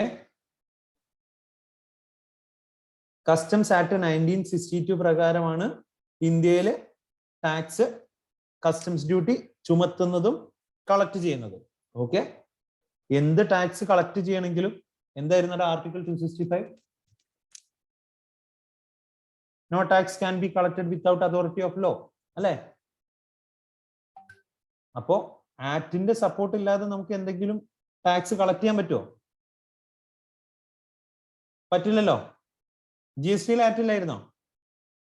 CGST ആക്ട് ഉണ്ടായിരുന്നു, SGST ആക്ട് ഉണ്ടായിരുന്നു, UTGST ആക്ട് ഉണ്ടായിരുന്നു, IGST ആക്ട് ഉണ്ടായിരുന്നു. പിന്നെ GST compensation to states act 2017 എന്ന് പറഞ്ഞ ഒരു ആക്ട് ഉണ്ട്. അത് നമുക്ക് പഠിക്കാനില്ല, ഇന്റർലൂ ഇല്ല, എവിടെയില്ല. ഓക്കെ, അതൊരു കൊല്ലം കൂടെ ഉള്ളൂ. അപ്പൊ നമ്മൾ ഈ കോമ്പൻസേഷൻ സെസ് ഒക്കെ അടിക്കുന്നില്ലടാ. വണ്ടിയൊക്കെ വാങ്ങുമ്പോൾ 28% പ്ലസ് ലക്ഷറി വണ്ടി വാങ്ങുമ്പോൾ 28% അടച്ചാൽ മതിയോ ടാക്സ്? പോരാ, അതിന് സെസ്സും കൂടെ അടയ്ക്കണം. ഈ സെസ് ചുമത്താനും എന്ത് ചെയ്യണം? ഒരു ആക്ടിന്റെ സപ്പോർട്ട് വേണ്ടേ, അതോറിറ്റി വേണ്ടേ? അതാണ് കോമ്പൻസേഷൻ ടു സെസ് ആക്ട്. വെറുതെ പറഞ്ഞതാണ്. ഓക്കെ, ഇനി ഇപ്പൊ നമ്മൾ പറഞ്ഞു കസ്റ്റംസ് ആക്ട് 1962 പ്രകാരമാണ് എന്ത് ചെയ്യാം? കസ്റ്റംസ് ആക്ട് 1962 പ്രകാരമാണ് ഇന്ത്യയിലെ ടാക്സ് ചുമത്തുന്നതും കളക്ട് ചെയ്യുന്നതും. Levy and collection. Okay, levy and collection. അപ്പോ ഇതിലെ റേറ്റുകളില്ലേ? ഇപ്പൊ ഇമ്പോർട്ട് ചെയ്യുമ്പോ ഇന്ന സാധനം, ഇപ്പൊ ഞാൻ പറയുമ്പോ ഒരു ഫോൺ ഇന്ത്യയിലോട്ട് ഇമ്പോർട്ട് ചെയ്യണമെങ്കിൽ അപ്പൊ അതിന് എത്ര ടാക്സ് അടയ്ക്കണം? എത്രയാണ് അവിടെ ഡ്യൂട്ടി വേണ്ടേ? ഓരോ ഐറ്റത്തിന് ക്ലാസിഫൈ ചെയ്യണ്ടേ? ഇന്ന ഐറ്റമാണ്, അതിന് നമ്മൾ ക്ലാസിഫൈ ചെയ്യണ്ടേ? അതിന് എത്രയാണ് റേറ്റ്? അതൊക്കെ പറയാ കസ്റ്റംസ് താരിഫ് ആക്ട് ആണ്. Okay, customs tariff act. Customs tariff act. ഇനി ഞാൻ നേരത്തെ ചോദിച്ച ചോദ്യത്തിന് നിങ്ങൾ ഉത്തരം പറഞ്ഞില്ല. എപ്പോഴാണ്? ഇപ്പൊ നിങ്ങൾക്ക് എന്തൊക്കെ കിട്ടി? ടെറിട്ടോറിയൽ വാട്ടേഴ്സ് കിട്ടി, കസ്റ്റംസ് വാട്ടേഴ്സ് കിട്ടി, എക്സ്ക്ലൂസീവ് എക്കണോമിക് സോൺ കിട്ടി, ഹൈ സീസ് കിട്ടി, അല്ലെ? എല്ലാം ഓക്കെ അല്ലേ? ആണല്ലോ. ക്ലിയർ അല്ലേ? ഇതൊക്കെ നമുക്ക് മാർക്ക് ചെയ്ത് പോവാം. ഓക്കെ, ഇതൊക്കെ ഞാൻ മാർക്ക് ചെയ്ത് തരാം. എല്ലാം വരുന്ന ഏരിയ ആണ്. ആദ്യം ജനറലി പറഞ്ഞു കഴിഞ്ഞാൽ എളുപ്പമായിരിക്കും. ഓക്കെ, ആദ്യം എന്താന്ന് അറിഞ്ഞു കഴിഞ്ഞിട്ട് ഇത് പഠിക്കില്ല നല്ലത്. ഇപ്പൊ കസ്റ്റംസ് ഡ്യൂട്ടി എന്താന്ന് അറിയാതെ കാണാപ്പാഠം പഠിക്കണോ? അപ്പോ ഇത്രയേ ഉള്ളൂ. ഇമ്പോർട്ട് ഡ്യൂട്ടി ചുമത്ത എപ്പോഴാണ് എന്നുള്ളതാണ് എന്റെ ചോദ്യം. സംഭവം പറഞ്ഞു കസ്റ്റംസ് ആക്ട് പ്രകാരമാണ് ഇന്ത്യയിൽ എന്ത് ചെയ്യാം? കസ്റ്റംസ് ഡ്യൂട്ടി കളക്ട് ചെയ്യാം അല്ലെ? ആണല്ലോ. അത് ഞാൻ സമ്മതിച്ചു, വിരോധമില്ല, ഓക്കെയാണ്. ഇനി റേറ്റും സംഭവിച്ചു. ഏതാണ്? താരിഫ് പ്രകാരമാണ് എന്ത് റേറ്റ്? കസ്റ്റംസ് താരിഫ് ആക്ട് പ്രകാരമാണ് പറഞ്ഞിട്ടുണ്ടാവുക. അതും ഓക്കെ, ഞാൻ സമ്മതിച്ചു. എന്റെ ചോദ്യം ഇതാണ്, നിങ്ങളിപ്പോ പറഞ്ഞു ഇമ്പോർട്ടിന് മുകളിൽ ഇമ്പോർട്ട് ഡ്യൂട്ടി ചുമത്തും അല്ലെ? ഇമ്പോർട്ടും എക്സ്പോർട്ടിന് മുകളിലാണ് കസ്റ്റംസ് ഡ്യൂട്ടി ചുമത്തുക എന്ന് പറഞ്ഞു. അപ്പൊ എപ്പോഴാണ് ഒരു സാധനം ഇമ്പോർട്ട് ചെയ്യാണ് എന്ന് പറയാം? ഇന്ത്യയുടെ ഒരു ഇമ്പോർട്ട് ആവണമെങ്കിൽ എന്ത് കടക്കണം? എന്ത് കടക്കണം? Customs barriers. കസ്റ്റംസ് ബാരിയേഴ്സ്, നമ്മളുടെ കസ്റ്റംസ് ബാരിയേഴ്സ് എന്നാ പറയാം. ടെറിട്ടോറിയൽ വാട്ടർ 12 നോട്ടിക്കൽ മൈലിന് ഉള്ളിലോട്ട്, ഓക്കെ, ടെറിട്ടോറിയൽ വാട്ടറിന് ഉള്ളിൽ കസ്റ്റംസ് ബാരിയേഴ്സിന് ഉള്ളിലോട്ട് എന്ത് വരികയാണ്? ഒരു സാധനം വരികയാണെങ്കിൽ അവിടെ എന്ത് ചെയ്യണം? Customs duty ചുമത്തണം. ഇമ്പോർട്ട് അവിടെ സ്റ്റാർട്ടായി. എപ്പോഴാടാ? എന്റെ കസ്റ്റംസ് ബാരിയർ, ഇന്ത്യയുടെ കസ്റ്റംസ് ബാരിയർ കടക്കുമ്പോ, ഓക്കെ ആണോ?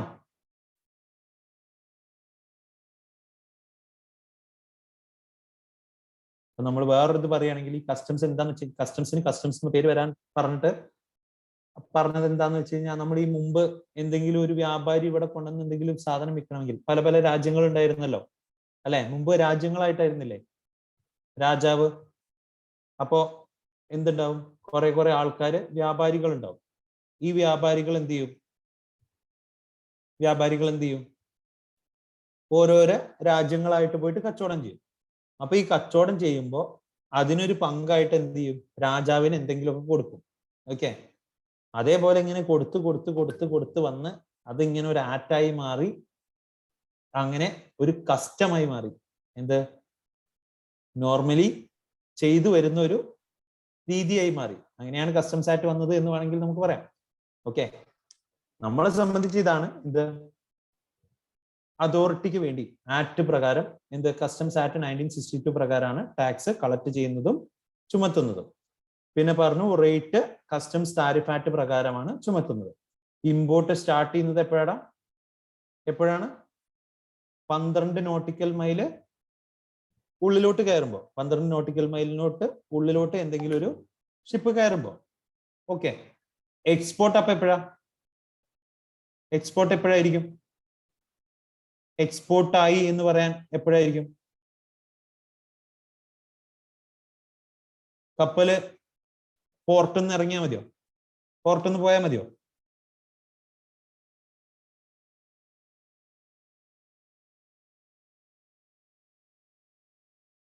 കേൾക്കുന്നില്ലേ? ഹലോ,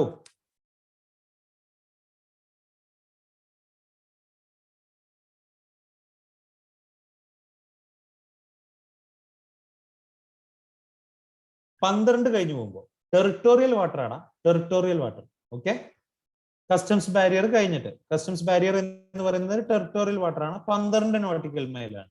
ഓക്കെ, കസ്റ്റംസ് വാട്ടേഴ്സ് എന്നുള്ളത് 24 നോട്ടിക്കൽ വരെയുള്ള പേരാണ്. കസ്റ്റംസ് ബാരിയർ എന്ന് പറഞ്ഞു കഴിഞ്ഞാൽ ഈ ടെറിട്ടോറിയൽ വാട്ടർ ആണ്. ഓക്കെ, ഞാൻ ടെസ്റ്റിൽ ആ ടേം ഉപയോഗിച്ചത് കൊണ്ട് അങ്ങനെ പറഞ്ഞതാണ്. ആക്ച്വലി ടെറിട്ടോറിയൽ വാട്ടർ ആണ്. Okay, 12 nautical mile customs barrier എന്ന് തന്നെ ആലോചിക്കാം.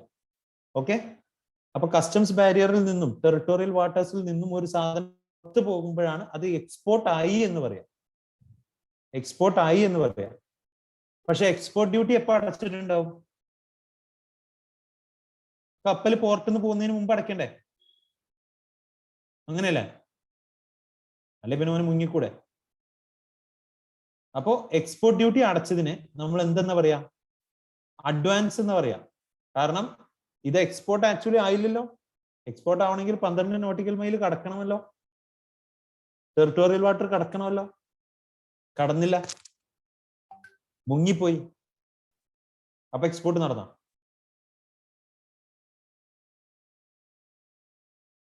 ഇല്ല. അപ്പൊ അത് ജസ്റ്റ് അഡ്വാൻസ് ആയിട്ടേ ട്രീറ്റ് ചെയ്യുള്ളൂ. ഓക്കെ, എല്ലാം പറഞ്ഞു വരാം. പിന്നെന്താ, എപ്പോഴാണ് ഒരു ഇമ്പോർട്ട് കംപ്ലീറ്റ് ആയി എന്ന് പറയാം? ഇമ്പോർട്ട് തുടങ്ങിയത് നമ്മൾ കസ്റ്റംസ് ബാരിയർ കടന്നപ്പോ, അല്ലെ? കസ്റ്റംസ് ബാരിയർ കടന്നപ്പോ. കസ്റ്റംസ് ബാരിയർ എന്ന് പറയുന്നത് ടെറിട്ടോറിയൽ വാട്ടർ 12 നോട്ടിക്കൽ മൈൽ കടന്നപ്പോ.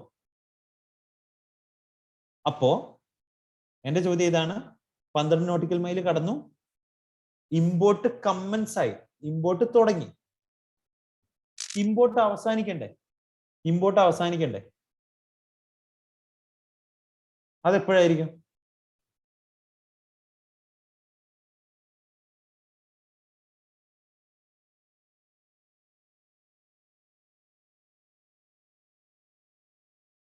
ഒരു ഊഹം, ഗസണ്ട, എപ്പോഴായിരിക്കും?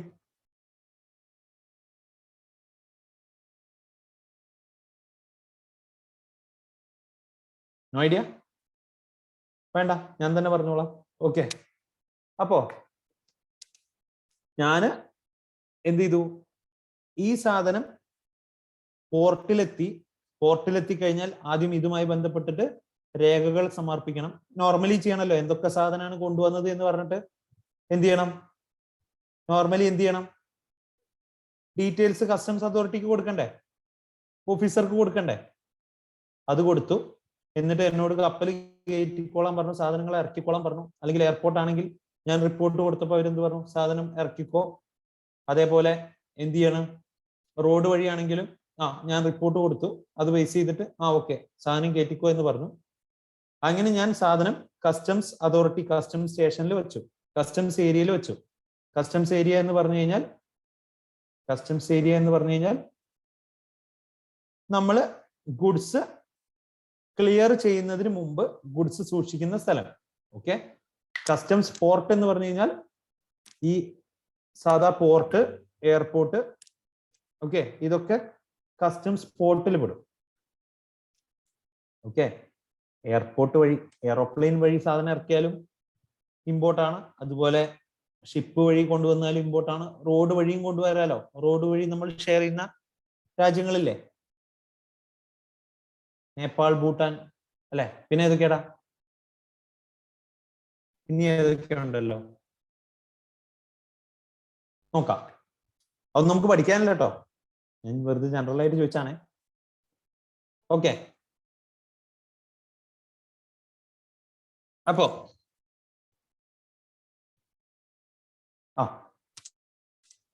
ഞാൻ ഇമ്പോർട്ട് കമ്മൻസ് ആയി സാധനം എന്ത് ചെയ്തു, ഞാൻ ഇന്ന സാധനങ്ങളാണ് കൊണ്ടുവന്നെന്നുള്ളത് കസ്റ്റംസ് അതോറിറ്റിയോട് പറഞ്ഞു. കസ്റ്റംസ് അതോറിറ്റി പറഞ്ഞു ആയിക്കോട്ടെ, ഇന്ന സാധനങ്ങളല്ലേ, ഇറക്കി വെച്ചോ, കുഴപ്പമില്ല, വെച്ചോ പറഞ്ഞു. ഞാൻ എല്ലാം ഇറക്കി വെച്ചു. ഇനി എന്ത് ചെയ്യണം? എന്തിനാണ് ഈ ആക്ട്?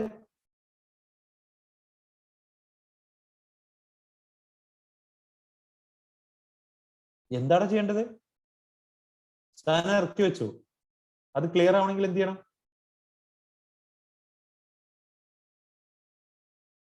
എന്ത് ചെയ്യണം? ഗവൺമെന്റിന് കിട്ടാനുള്ളത് കിട്ടണ്ടേ? അതെന്താ സംഭവം?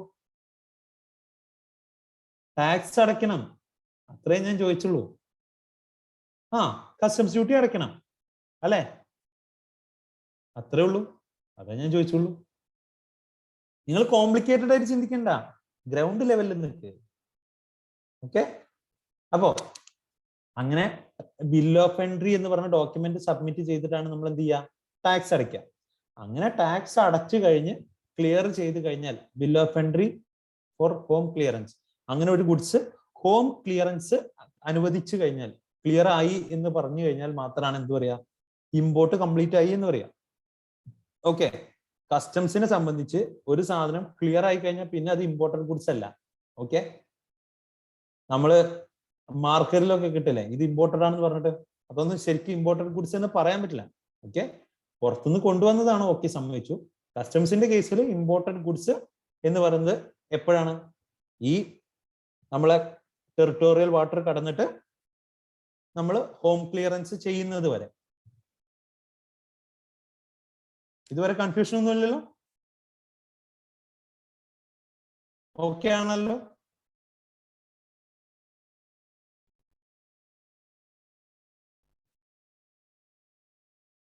ഓക്കെ, ഇതുവരെ നമ്മൾ ജനറൽ ആയിട്ട് പറഞ്ഞു. ഇനി നമുക്ക് പഠിക്കാലോ. ഏതാണ്ട് ഒരു ഐഡിയ കിട്ടിയില്ലേ എന്താണ് ഈ സാധനം? സെറ്റാണ്. ഓക്കെ,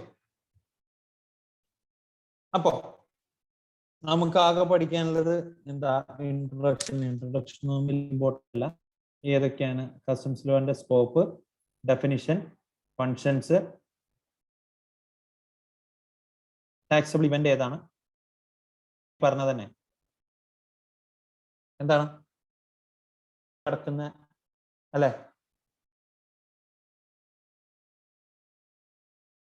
എക്സ്പോർട്ടിന്റെ കേസിൽ ടെറിട്ടോറിയൽ വാട്ടർ കടക്കുന്ന ഇവന്റ് എന്ന് പറയുന്നത്. ഇനി different types of customs duty, ഏതൊക്കെ ടൈപ്പ് കസ്റ്റംസ് ഡ്യൂട്ടി ഉണ്ട്? അത് നമുക്ക് കുറച്ച് ഡ്യൂട്ടീസ് ഉണ്ട്. എന്ത്? ബേസിക് കസ്റ്റംസ് ഡ്യൂട്ടി ഉണ്ട്, അതുപോലെ ഒരു പ്രൊട്ടക്റ്റീവ് ഡ്യൂട്ടി ഉണ്ട്, പിന്നെ ഒരു സെസ് ഉണ്ട്. സെസ് 2 ടൈപ്പ് ഉണ്ട്. പിന്നെന്താ? പിന്നെ countervailing duty, safe guard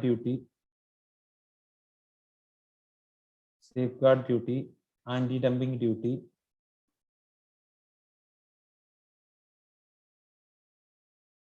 IGST. ഇതൊക്കെയാണ് നമുക്ക് പഠിക്കാനുള്ള ടൈപ്സ് ഓഫ് ഡ്യൂട്ടീസ്. നമുക്ക് പറയാം വാല്യുവേഷൻ, സിമ്പിൾ വാല്യുവേഷൻ ആണ്. കസ്റ്റംസ് ഡ്യൂട്ടി എന്ന് പറഞ്ഞാൽ സിമ്പിൾ ആയിട്ടാണ്. ഓക്കെ, പിന്നെ ഇതിന്റെ വാല്യുവേഷൻ എങ്ങനെ ചെയ്യണം, എങ്ങനെയാണ് ഇത് വാല്യൂ ചെയ്യേണ്ടത്? ഇപ്പൊ നമ്മൾ പറഞ്ഞു ഇമ്പോർട്ടിന് മുകളിലും എക്സ്പോർട്ടിന് മുകളിലും ടാക്സ് അടയ്ക്കണം എന്നാണ്. എങ്ങനെ, ഏതിന്റെ മുകളിൽ ടാക്സ് അടയ്ക്കണം, എത്ര ടാക്സ് അടയ്ക്കണം, അതാണ് വാല്യുവേഷൻ.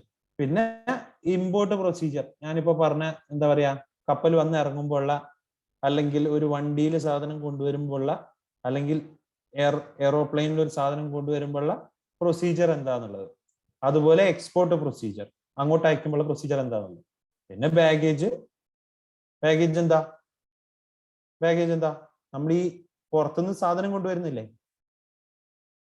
കൂടെ കൊണ്ടുവരുന്ന ബാഗിൽ കൊണ്ടുവരുന്നതല്ല, അല്ലാതെ നമ്മൾ സാധനം ലഗേജ് കൊണ്ടുവരുന്നില്ലേ, അതിനാണ് ബാഗേജ് എന്ന് പറയാം. അതിൽ ലിമിറ്റ് ഉണ്ട്, ഒരാൾക്ക് ഇത്രേ കൊണ്ടുവരാൻ പാടുള്ളൂ, ഇന്ന സാധനങ്ങളെ കൊണ്ടുവരാൻ പാടുള്ളൂ, അങ്ങനത്തെ കുറച്ച് കാര്യങ്ങൾ. പിന്നെ എന്തൊക്കെയാണ് എക്സംഷൻ, റീഫണ്ട്, ഇത്രയും പഠിച്ചു കഴിഞ്ഞാൽ കസ്റ്റംസ് ലോ കഴിഞ്ഞു.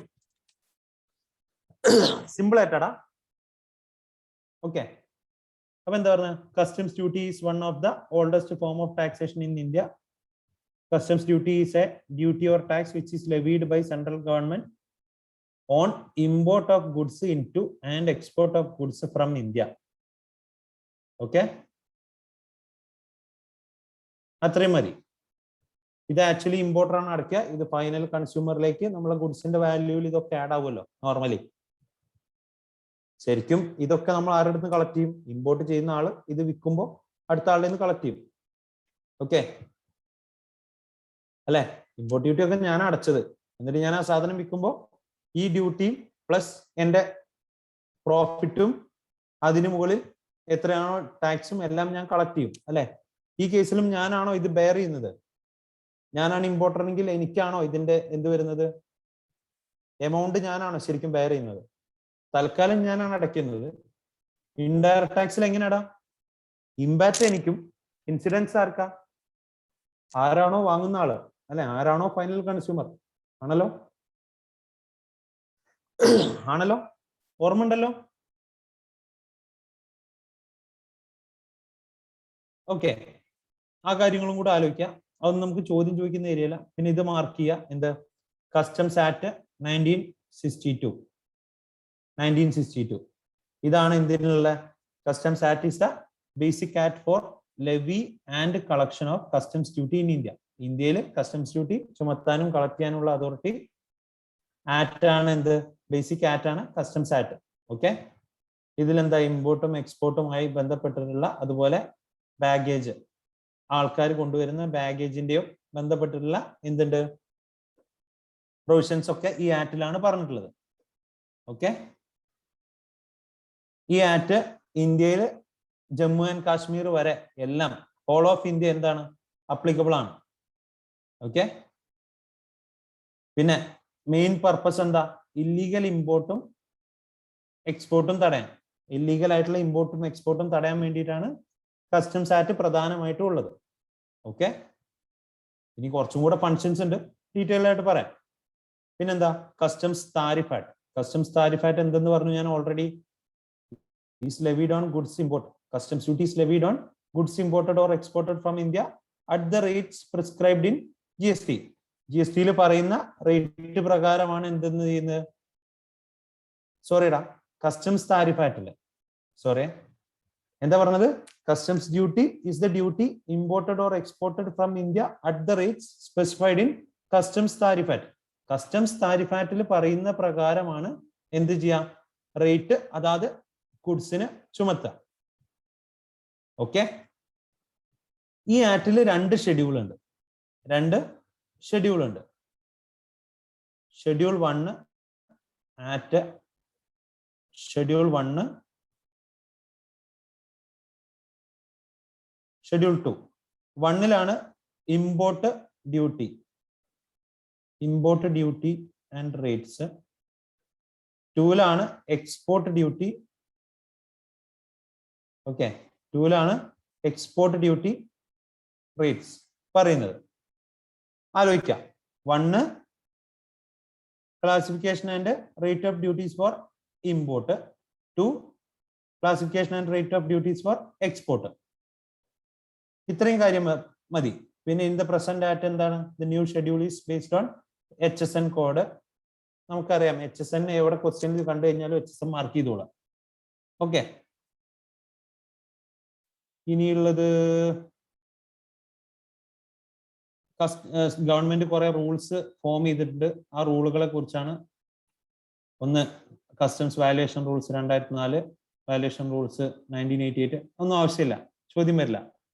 ഓക്കെ, ബാഗേജ് റൂൾസ് ഇങ്ങനെ തന്നെ നമുക്ക് പഠിക്കാനുണ്ട് 1998. അത് ആലോചിക്കാം. ഓക്കെ ആണല്ലോ? ഇതാണ് ബേസിക് ഇൻട്രൊഡക്ഷൻ. ഞാൻ ഓൾറെഡി പറഞ്ഞു കഴിഞ്ഞു. ഇനി ബാഗേജ് എന്താന്നുള്ളതാണ്. ബാഗേജ് എന്ന് പറഞ്ഞു കഴിഞ്ഞാൽ includes unaccompanied baggage but does not include motor vehicle. ബാഗേജിൽ എന്ത് പെടും? നമ്മൾ കൂടെ കൊണ്ടുവരുന്ന, ഞാൻ എന്താ പറയാ, ആക്ച്വലി ഞാൻ ഒപ്പം കൊണ്ടുവരാത്ത ബാഗേജും എന്റെ ബാഗേജിൽ പെടും.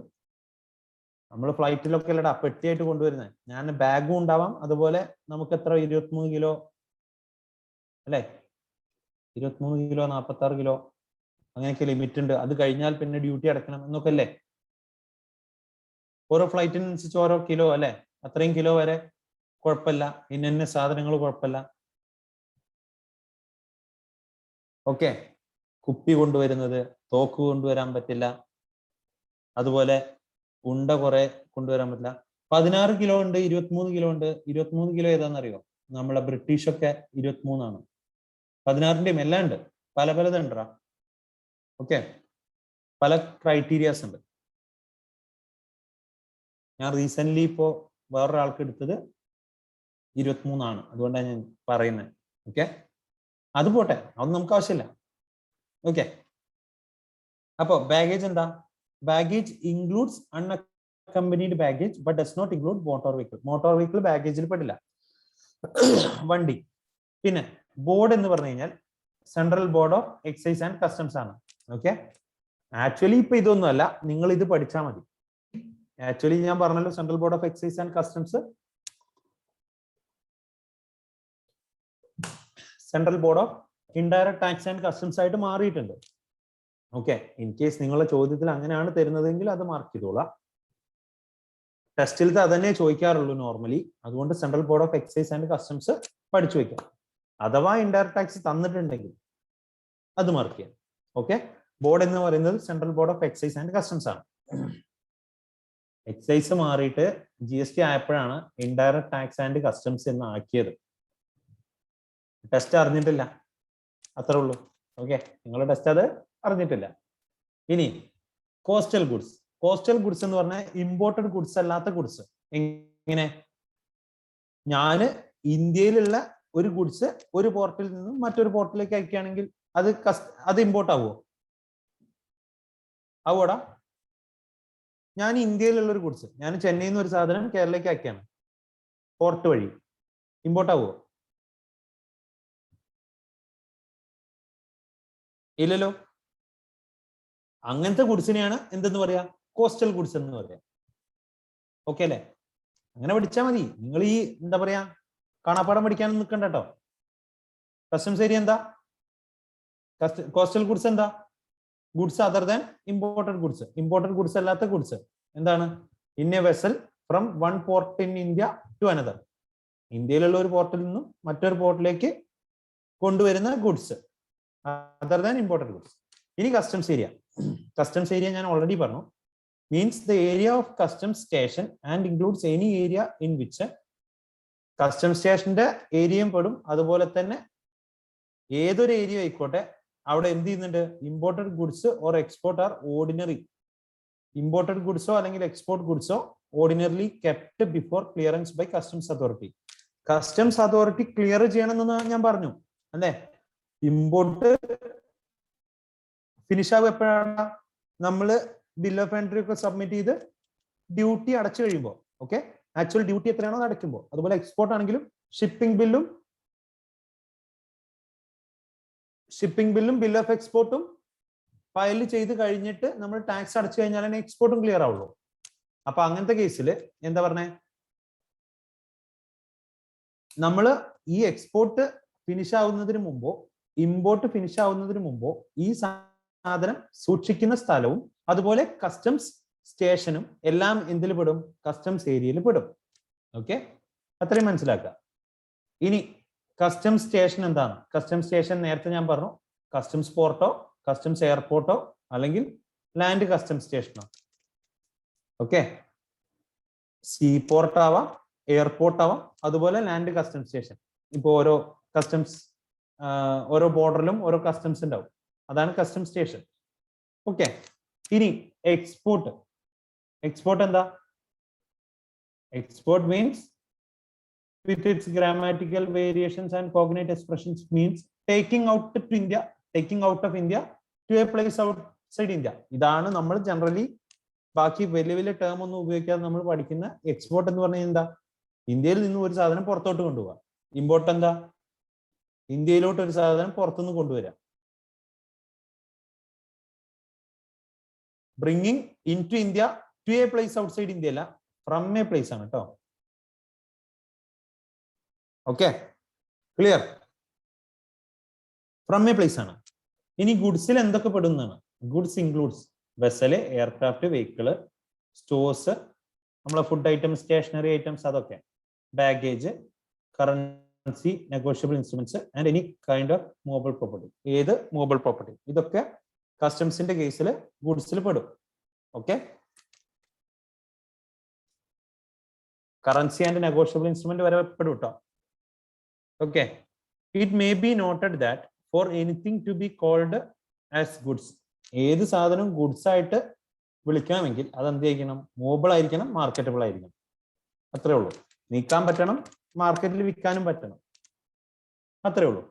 ഇനി കസ്റ്റംസ് വാട്ടേഴ്സ് ഞാൻ ഓൾറെഡി പറഞ്ഞു, 12 nautical mile to 24 nautical mile exclusive economic zone. എന്താണ്? 200 നോട്ടിക്കൽ മൈൽ.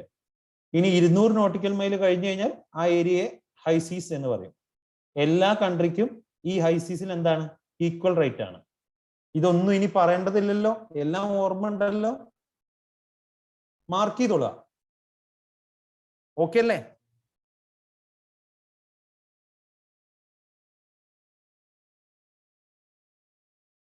റെഡി അല്ലടോ? എവിടെ എല്ലാവരും? ഒന്ന് ഉഷാറായേ. എന്താണ് പുതിയ ഒരു ആക്ട് പഠിക്കുന്നതിന്റെ ഒരു ഇൻട്രസ്റ്റ് നിങ്ങൾക്ക് കാണുന്നില്ലല്ലോ? ഒരു ആക്ട് പഠിക്കുമ്പോൾ അത് താല്പര്യത്തോടു കൂടി പഠിക്കണ്ടേ?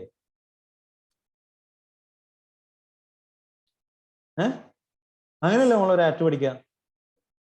ഏതൊരു സബ്ജക്റ്റ് ആണെങ്കിലും നമ്മളത് അതൊക്കെ ഉണ്ടല്ലേ? അതുണ്ടായാൽ മതി. ഞാൻ ഇല്ലാത്തവരാരെങ്കിലും ഉണ്ടോ എന്ന് വിചാരിച്ചു പറഞ്ഞു. നിങ്ങളൊക്കെ ഉണ്ട്, നിങ്ങളൊക്കെ നല്ല കുട്ടികളാണ്. ഓക്കെ, എല്ലാവരും ഉഷാറാകൂ. എല്ലാവരും ഉഷാറാകൂ. ഓക്കെ, ഇനി പർപ്പസ് ഓഫ് കസ്റ്റംസ് ഡ്യൂട്ടി. എന്താണ് കസ്റ്റംസ് ഡ്യൂട്ടിയുടെ പർപ്പസ്? എന്തായിരിക്കും കസ്റ്റംസ് ഡ്യൂട്ടിയുടെ പർപ്പസ്? ഓട്ടോമാറ്റിക്കലി ഒന്നെന്താ? റവന്യൂ റേസ് ചെയ്യാൻ, റവന്യൂ ഉണ്ടാക്കാൻ. ഓക്കെ, 2 ഇമ്പോർട്ട് ഇന്ത്യയിലോട്ടുള്ള ഇമ്പോർട്ടിനെ റെഗുലേറ്റ് ചെയ്യാൻ, ഓക്കെ, കൺട്രോൾ ചെയ്യാനും ഇമ്പോർട്ടിനെ റെഗുലേറ്റ് ചെയ്യാനും ഒക്കെ ആണ് എന്ത് കസ്റ്റംസ് ഡ്യൂട്ടിയുടെ പർപ്പസുകളാണ് പറയുന്നത് കേട്ടോ. ഒന്ന് റവന്യൂ ജനറേറ്റ് ചെയ്യാൻ, രണ്ട് ഇമ്പോർട്ടിനെ റെഗുലേറ്റ് ചെയ്യാൻ, മൂന്ന് ടു കൺസേർവ് ഫോറിൻ എക്സ്ചേഞ്ച്, എന്ത് ഫോറിൻ എക്സ്ചേഞ്ച് സൂക്ഷിക്കാൻ, regulate supply of goods into domestic market, domestic മാർക്കറ്റിലോട്ടുള്ള ഗുഡ്സിന്റെ സപ്ലൈ റെഗുലേറ്റ് ചെയ്യാൻ, ഫോറിൻ ഗുഡ്സ് ഇന്ത്യയിലോട്ട് വരുന്നതും അതുപോലെ ഫോറിൻ എക്സ്ചേഞ്ച് കൺസേർവ് ചെയ്യാനും, അതുപോലെ റവന്യൂ ഉയർത്താനും, പിന്നെന്താ to provide protection to the domestic industry from unhealthy competition by restricting import of selected goods and services and outright import ban wherever necessary. എന്താണ് ഇന്ത്യയിലുള്ള നമ്മളൊരു സാധനം നിങ്ങൾ ആലോചിക്കാം, നിങ്ങളിപ്പോ ഇന്ത്യയിലെ എന്താ പറയാ ഒരു ഇൻഡസ്ട്രി നടത്തുന്ന ആളാന്ന് വിചാരിക്കാം. ഫോർ എക്സാമ്പിൾ ഒരു മൊബൈൽ ഫോൺ ഇൻഡസ്ട്രി നടത്തുന്ന ആളാന്ന് വിചാരിക്കാം.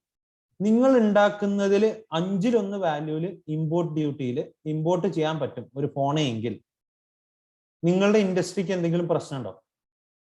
നിങ്ങളുടെ ഫോണാണോ കൂടുതൽ പോവാ, അയാളുടെ ഫോണാണോ കൂടുതൽ പോവാ? ഏതാ കൂടുതൽ പോവാ?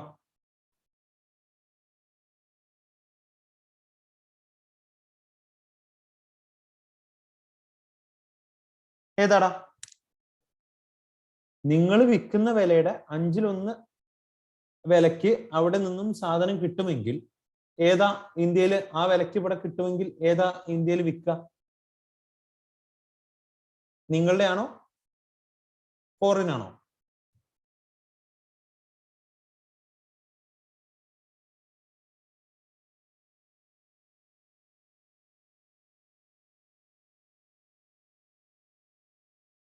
നിങ്ങളുടെ ആണോ ഫോറിൻ ആണോ? ഫോറിൻ അല്ലെ, അവരുടെ. അപ്പോ ഇന്ത്യയിലുള്ള ഒരു ഇൻഡസ്ട്രി ഇതുമൂലം നശിക്കാൻ ഇന്ത്യൻ ഗവൺമെന്റ് കാരണമാകുമോ?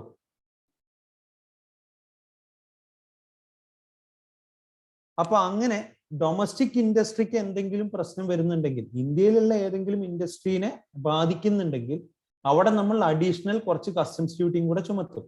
ഓക്കെ, ഇന്ത്യയിൽ ആ സാധനം വിൽക്കുകയാണെങ്കിൽ എത്ര ടാക്സ് എന്നൊക്കെ നോക്കിയിട്ട് ആക്ച്വലി ആ സാധനത്തിന്റെ വാല്യൂ എത്രയാണ്, അതുപോലെ ആക്ച്വലി എത്രയാണ് എക്സൈസ് ഡ്യൂട്ടി, എത്രയാണ് വാറ്റ്, ഇതൊക്കെ നമ്മൾ IGST ആയിട്ടും അതുപോലെ ആന്റി ഡംപിങ് ഡ്യൂട്ടിയും കൗണ്ടർ വെയിലിംഗ് ഡ്യൂട്ടിയും സേഫ് ഗാർഡ് ഡ്യൂട്ടിയും ഇങ്ങനെ പല പല ഡ്യൂട്ടി ആയിട്ട് നമ്മൾ കളക്ട് ചെയ്യുന്നുണ്ട്. ഓക്കെ, അതുകൊണ്ടാണ് ഇന്ത്യൻ വലിയ പ്രശ്നങ്ങളൊന്നും വരാത്ത.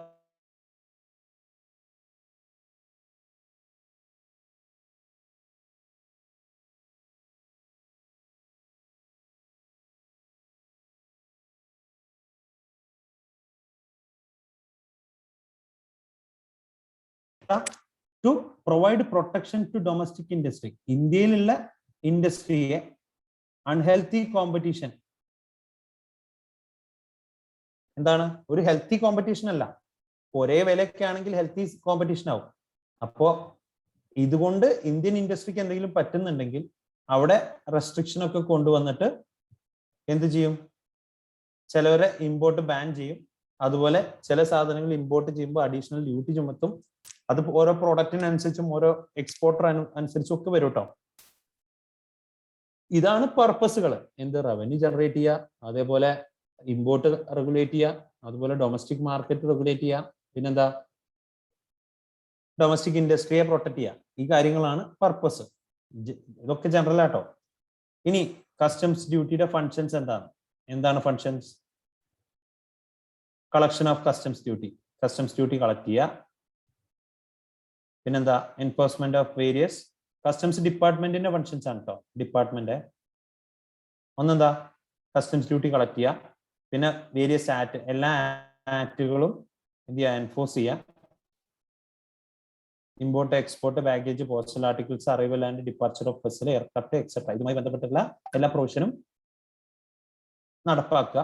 പിന്നെ discharge of agency functions, prevention of smuggling, പിന്നെന്താ ഇന്റർനാഷണൽ പാസഞ്ചർ ക്ലിയറൻസ്. ഇതൊക്കെയാണ് കസ്റ്റംസ് ഡിപ്പാർട്ട്മെന്റിന്റെ ഫങ്ഷൻസ്. ഇത്രേ ഉള്ളൂ. Discharge of agency functions and enforcing prohibitions and restrictions on import and exports, under various legal enactments. റെസ്ട്രിക്ഷനും പ്രൊഹിബിഷൻസും ഒക്കെ കൊണ്ടുവരിക, പിന്നെ സ്മഗ്ലിംഗ് തടയുക, ഇന്റർനാഷണൽ പാസഞ്ചർ ക്ലിയറൻസ്. ഇത്രയും കാര്യങ്ങളാണ് കസ്റ്റംസ് ഡിപ്പാർട്ട്മെന്റിന്റെ ഫങ്ഷൻസിൽ പെടുന്നത്. ഓക്കെ, ഇനി നമ്മൾ നേരത്തെ പറഞ്ഞ ടാക്സബിൾ ഇവന്റ് എന്താന്നുള്ളതാണ്. Taxable event, okay, taxable event എന്താന്നുള്ളതാണ്. Goods become liable for import duty. ഒരു minute. Goods become liable to import duty when there is import into India. Goods are liable to export duty when there is export from India. ഇത് നമുക്ക് അറിയുന്ന കാര്യമല്ലേ. എന്താണ് import? ഇന്ത്യയിലോട്ട് import ചെയ്യുമ്പോൾ import duty, export ചെയ്യുമ്പോൾ export duty. ഭയങ്കര സംഭവമായി പോയില്ല. ഇനി taxable event in the case of import. ഇമ്പോർട്ടിന്റെ കേസിൽ എന്താണ് ടാക്സബിൾ ഇവന്റ് എന്നുള്ളതാണ്. ഇമ്പോർട്ട് എന്താ? Import is completed only when goods crossed customs barrier. എന്താണ് ഇമ്പോർട്ട്? കസ്റ്റംസ് ബാരിയർ ക്രോസ് ചെയ്യുമ്പോഴാണ് ഇമ്പോർട്ട് കംപ്ലീറ്റ് ആവുക എന്നല്ല പറയാ, കമൻസ് ആവുക എന്നാണ് പറയാ. കുഴപ്പമില്ല, കംപ്ലീറ്റഡ്. ഇത് കസ്റ്റംസ് ബാരിയർ ക്ലോസ് ചെയ്യുമ്പോൾ എന്നുള്ളതാണ് കേട്ടോ. ആക്ച്വലി ഇത് നമ്മൾ ബിൽ ഓഫ് എൻട്രി സബ്മിറ്റ് ചെയ്ത് ഡ്യൂട്ടി ഒക്കെ അടയ്ക്കുമ്പോഴാണ് import complete. In case of import taxable event is the day of. ഇമ്പോർട്ടിന്റെ കേസിൽ ടാക്സബിൾ ഇവന്റ് എന്താന്നുള്ളതാണ്. ടാക്സബിൾ ഇവന്റ് ആണ് നമ്മൾ നോക്കേണ്ടത്. എന്താണ്? Day of crossing of customs barrier. Customs barrier cross ചെയ്യുന്ന സമയം. Okay, and bill of entry for home consumption is filed. Bill of entry file ചെയ്യുന്ന സമയം. ഓക്കെ, എപ്പോഴാണോ കസ്റ്റംസ് ബാരിയർ ക്രോസ് ചെയ്യുന്നത്. ഇനി the rate of duty and tariff valuation applicable to import goods shall be the rate and valuation in force at one of the following dates. താഴെ പറയുന്ന ഡേറ്റുകളായിരിക്കും ഏതിലാണ് നമ്മുടെ റേറ്റ് ഓഫ് ഡ്യൂട്ടി, ഏത് rate ആണ് നമ്മൾ അപ്ലൈ ചെയ്യേണ്ടത് എന്ന് നോക്കാൻ വേണ്ടിയിട്ട് എടുക്കുക. ഓക്കെ, ഏത് റേറ്റ് ആണ്, ഏത് വാല്യൂ ആണ് എടുക്കേണ്ടത് എന്നുള്ളതാണ്. അപ്പോ ഏത് ദിവസത്തെ റേറ്റിലാണ് ടാക്സ് അടയ്ക്കേണ്ടത് എന്ന് അറിയണ്ടേ? വേണ്ടേ?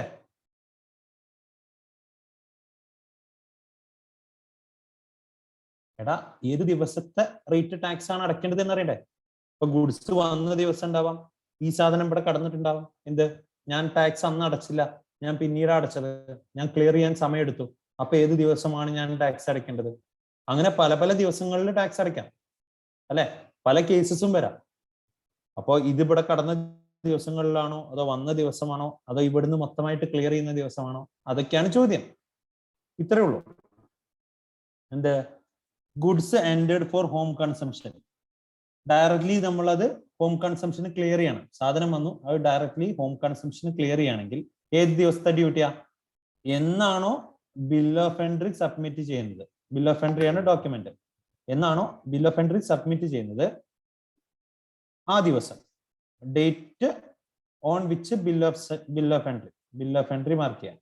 ബിൽ ഓഫ് എൻട്രി സബ്മിറ്റ് ചെയ്ത ദിവസം. രണ്ട് കേസിലും അതാണ്. ഇനി ഞാൻ ഈ സാധനം എങ്ങനെ പറയാം? ഈ ഫോണ് എന്ത് വന്നു? കസ്റ്റംസ് ഏതാടാ?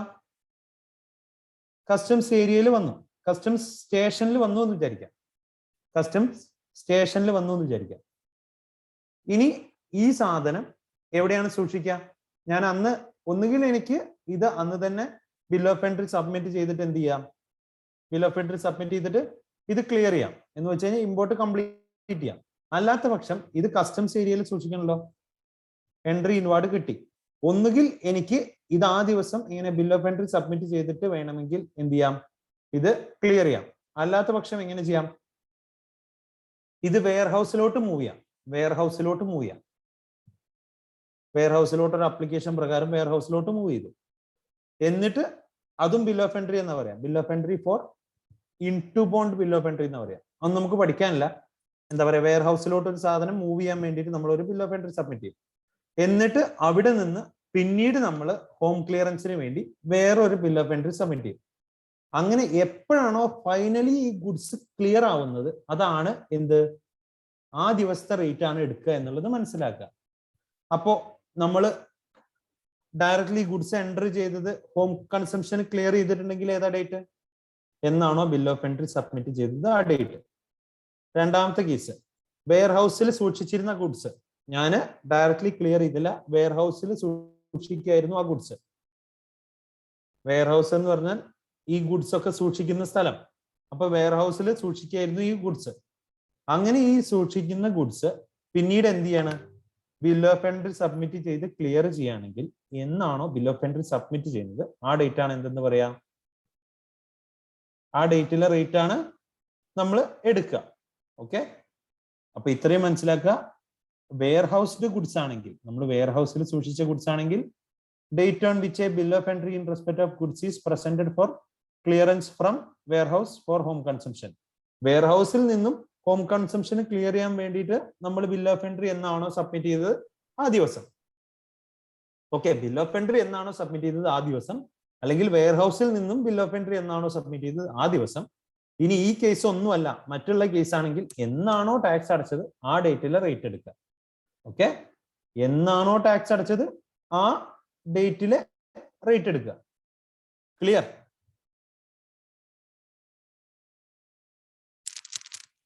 റേറ്റും വാല്യൂ എടുക്കുക. ക്ലിയർ ആണോ?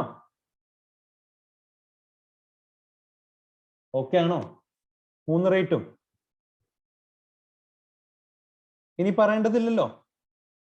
ഡൗട്ട് ഉണ്ടെങ്കിൽ ചോദിക്കണം.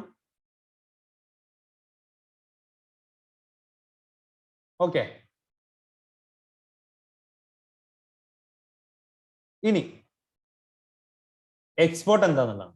ഈ എക്സ്പോർട്ടിന്റെ കേസിൽ എന്താ ടാക്സബിൾ ഇവന്റ്? എന്താ ടാക്സബിൾ ഇവന്റ് പറഞ്ഞേ? എന്താടാ?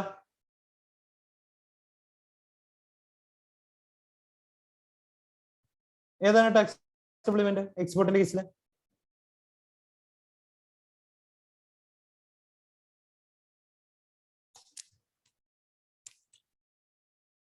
Come on.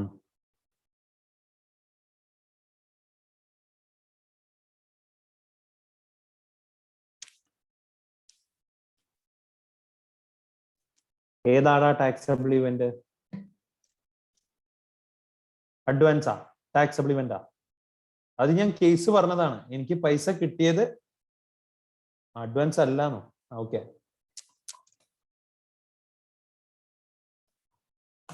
എക്സ്പോർട്ട് നടന്നു എന്ന് എപ്പോഴാ പറയാ?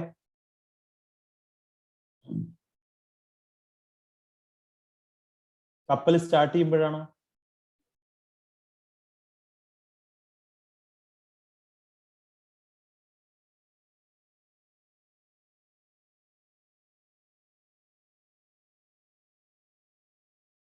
ക്രോസ് ടെറിട്ടോറിയൽ വാട്ടർ അല്ലെ? ടെറിട്ടോറിയൽ വാട്ടേഴ്സ് ക്രോസ് ചെയ്യുമ്പോൾ, ടെറിട്ടോറിയൽ വാട്ടേഴ്സ് എത്ര നോട്ടിക്കൽ മൈല? 12. ഓക്കെ, അത്രേ ഉള്ളൂ. ഇത്ര പെട്ടെന്ന് മറന്നോ? കുഴപ്പമില്ല, ഓർത്താ മതി. എന്താണ് നമ്മൾ നോട്ട് ചെയ്തിട്ടില്ലല്ലോ. Export is completed when goods cross. Export complete ആവുന്നത് എപ്പോഴാണ്? When goods cross territorial waters in India. ഇന്ത്യയുടെ ടെറിട്ടോറിയൽ വാട്ടേഴ്സ് ക്രോസ് ചെയ്യുമ്പോഴാണ് എക്സ്പോർട്ട് കംപ്ലീറ്റ് ആവുക. Okay, even if export duty is collected before ship leaves the port. Ship പോർട്ടിൽ നിന്നും move ചെയ്യുന്നതിന് മുമ്പ് തന്നെ എക്സ്പോർട്ട് ഡ്യൂട്ടി കളക്ട് ചെയ്തു എന്ന് വെച്ച് എന്താവില്ല? അവിടെ ടാക്സബിൾ ഇവന്റ് നടന്നിട്ടില്ല. ഓക്കെ, അതിന് നമുക്ക് എന്തെന്ന് പറയാം? That duty is collected is, duty collect ചെയ്തത് എന്താണ്? അഡ്വാൻസ് ആണ്. That duty is collected in advance. If goods are exported and the ship sings with the territorial waters. എന്ത്?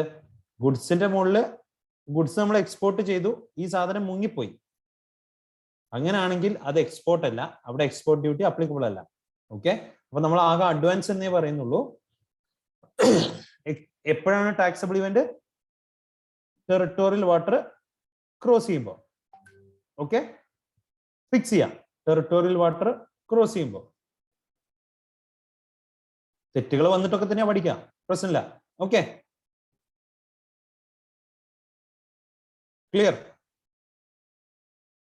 ഇനി ടൈപ്സ് ഓഫ് കസ്റ്റംസ് ഡ്യൂട്ടി.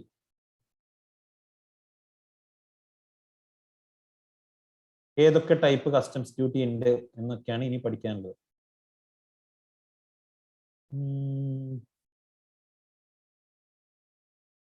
ഇതില് basic customs duty, duty, transaction value, convert transaction value, package, export procedure, refund,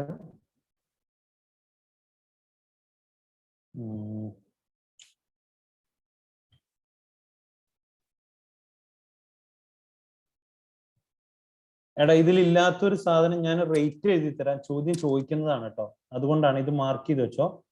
ഇത് 2%. Okay, education cess 2%.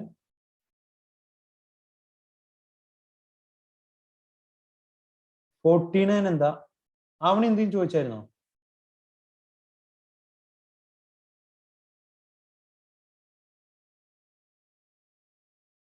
Page number ആണോ?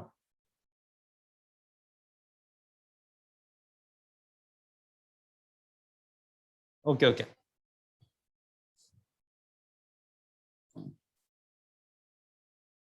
തോന്നി അതാ ഞാൻ ചോദിച്ചപ്പോ തന്നെ, കുഴപ്പമില്ല.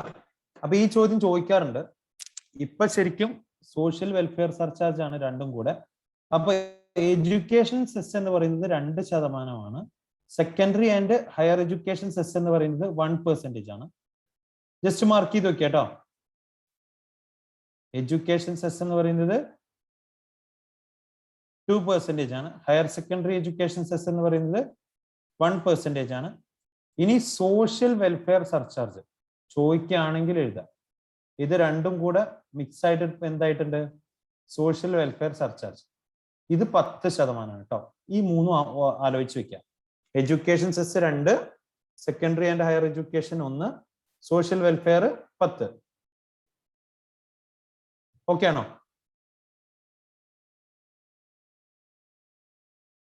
മാർക്ക് ചെയ്ത് കഴിഞ്ഞോ?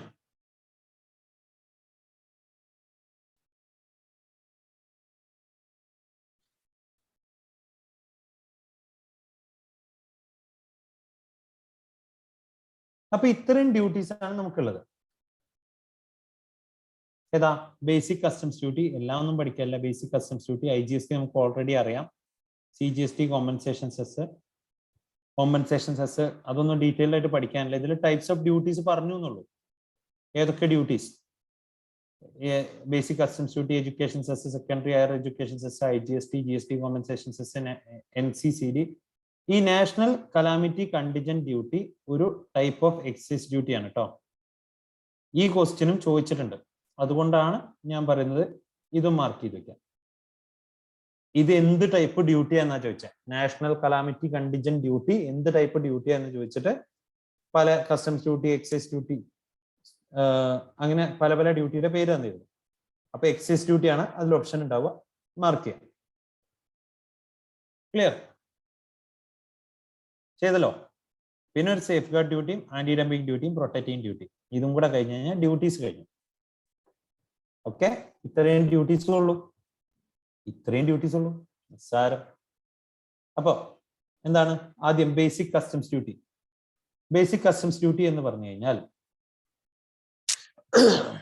ലെവി ചെയ്യുന്നത് സെക്ഷൻ 12 കസ്റ്റംസ് ആക്ടിലെ സെക്ഷൻ 12 പ്രകാരമാണ്. കസ്റ്റംസ് താരിഫ് ആക്ട്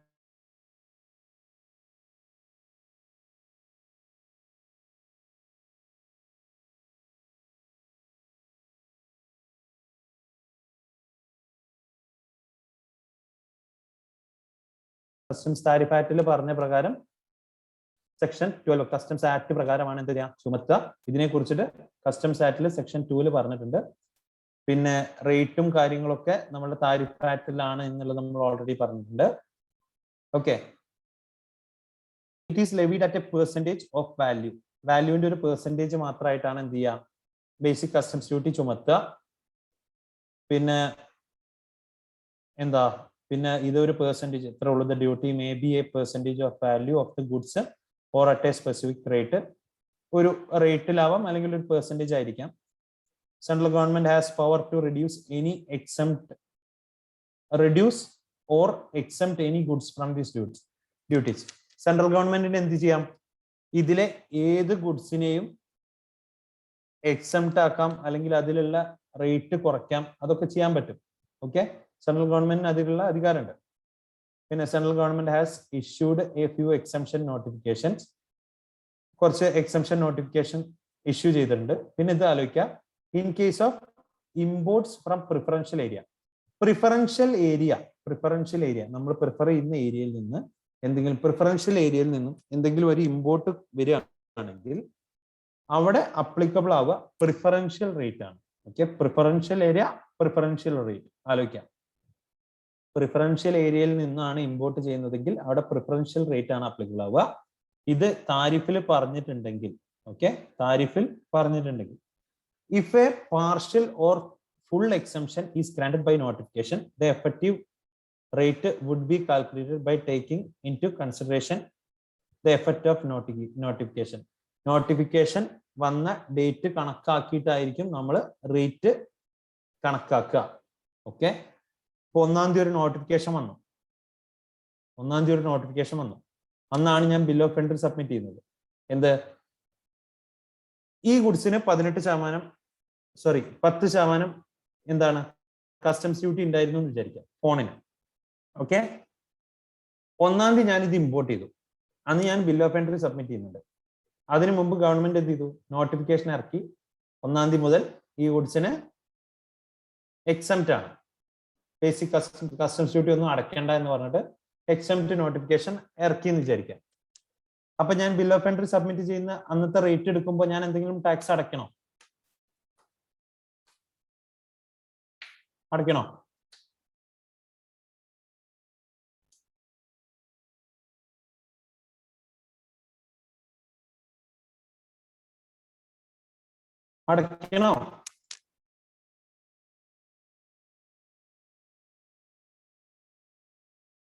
എടാ, മനസ്സിലാവാത്ത പ്രശ്നമുണ്ടോ ഏതെങ്കിലും ഏരിയ?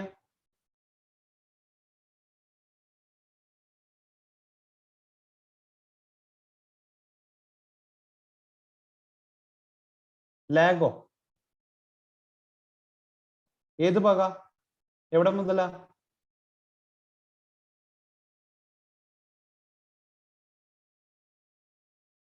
ഓക്കെ, കസ്റ്റംസ് ഡ്യൂട്ടി ഇത്രയേ ഉള്ളൂടാ. കസ്റ്റംസ് ഡ്യൂട്ടി നമ്മൾ ചുമത്തുന്നത് സെക്ഷൻ 12 ഓഫ് കസ്റ്റംസ് ആക്ട് പ്രകാരമാണ് നമ്മൾ ചുമത്തുക. സെക്ഷൻ 2-ലും ഇതിനെ കുറിച്ച് പറഞ്ഞിട്ടുണ്ട്. ഒരു പെർസെൻറ്റേജ് ആയിട്ടാണ് ചുമത്തുക. പ്രിഫറൻഷ്യൽ ഏരിയയിൽ നിന്നാണ് നമ്മൾ എന്തെങ്കിലും ഇമ്പോർട്ട് ചെയ്യുന്നതെങ്കിൽ അവിടെ പ്രിഫറൻഷ്യൽ റേറ്റ് ആണ് അപ്ലിക്കബിൾ ആവുക. പിന്നെ ഗവൺമെന്റ് എന്തെങ്കിലും നോട്ടിഫിക്കേഷൻ പ്രകാരം ഏതെങ്കിലും ഒരു സാധനം ഫുൾ ആയിട്ടോ അല്ലെങ്കിൽ പാർഷ്യൽ ആയിട്ടോ എക്സംപ്റ്റ് ചെയ്തിട്ടുണ്ടെങ്കിൽ ആ എക്സംഷൻ ആ ഡേറ്റ് മുതൽ നിലവിൽ വരും. അപ്പൊ ഞാൻ പറഞ്ഞ എക്സാമ്പിൾ എന്ന് പറഞ്ഞു കഴിഞ്ഞാൽ, ഒരു ഫോണ് ഞാൻ ഇമ്പോർട്ട് ചെയ്യുമ്പോൾ ഡ്യൂട്ടി 10% ആയിരുന്നെങ്കിൽ അതിന്റെ ബിൽ ഓഫ് എൻട്രി സബ്മിറ്റ് ചെയ്യുന്ന ഡേറ്റ് ആണ് ആ റേറ്റ് ആണ് നമ്മൾ എടുക്കുക എന്ന് പറഞ്ഞു. അപ്പോ ബിൽ ഓഫ് എൻട്രി സബ്മിറ്റ് ചെയ്യുന്ന ദിവസം ഇത് നോട്ടിഫൈ ചെയ്തിട്ടുണ്ട്, ഇത് ഇനി മുതൽ എക്സംപ്റ്റ് ആണ് എന്ന് വെച്ച് കഴിഞ്ഞാൽ മുമ്പേ നോട്ടിഫൈ ചെയ്തിട്ടുണ്ട്. 1-ാം തീയതി ആണ് ഇത് ബിൽ ഓഫ് എൻട്രി സബ്മിറ്റ് ചെയ്യുന്നത്. അതിനു മുമ്പേ എന്ത് ചെയ്തിട്ടുണ്ട്? 1-ാം തീയതി മുതൽ ഈ ഗുഡ്സിന് എന്താണ് ടാക്സ് അടയ്ക്കേണ്ട എന്ന് പറഞ്ഞിട്ട് നോട്ടിഫിക്കേഷൻ വന്നിട്ടുണ്ടെങ്കിൽ പിന്നീട് നമ്മൾ ടാക്സ് അടയ്ക്കണോ?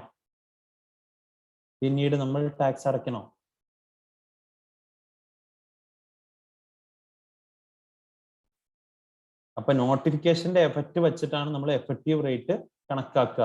നോട്ടിഫിക്കേഷനിൽ പറഞ്ഞിട്ടുള്ളതിനനുസരിച്ചാണ് നമ്മൾ എഫക്റ്റീവ് റേറ്റ് കണക്കാക്കുക. അത്രയും ഞാൻ പറഞ്ഞിട്ടുള്ളൂ. ഓക്കെ, ഇതൊന്നും ഒബ്ജക്റ്റീവില് ചോദ്യം അങ്ങനെ വരില്ല, ഞാൻ നിങ്ങൾക്ക് അറിയാൻ വേണ്ടി പറയണം. ഓക്കെ, ഇനി എന്ത് വരാം? നിങ്ങളാണ് ഗവൺമെന്റ് എന്ന് വിചാരിച്ചോ. ഞാൻ വീണ്ടും നിങ്ങൾക്ക് എന്തെന്നോ സ്ഥാനക്കയറ്റം തന്നു, നിങ്ങളെ ഗവൺമെന്റ് ആക്കി, നിങ്ങൾ വീണ്ടും ഗവൺമെന്റ് ആയിട്ടാ. അപ്പോ ഞാൻ എന്ത് ചെയ്യുന്നു? കുറേ സാധനങ്ങൾ ഇമ്പോർട്ട് ചെയ്യുന്നു, പല ടാക്സ് റേറ്റ് ഉള്ള പല ഐറ്റംസ്. ഓക്കെ, ഇത് അങ്ങനെ പല സാധനങ്ങൾ ഞാൻ മിക്സ് ചെയ്തിട്ട് ഇമ്പോർട്ട് ചെയ്തു. പല ഐറ്റത്തിനും പല റേറ്റ് ആണ് അപ്ലിക്കബിൾ. അപ്പൊ നിങ്ങളാണ് ഗവൺമെന്റ് എങ്കിൽ എന്താണ് ചെയ്യുക? എങ്ങനെയായിരിക്കും എന്നോട് ടാക്സ് അടയ്ക്കാൻ പറയാ?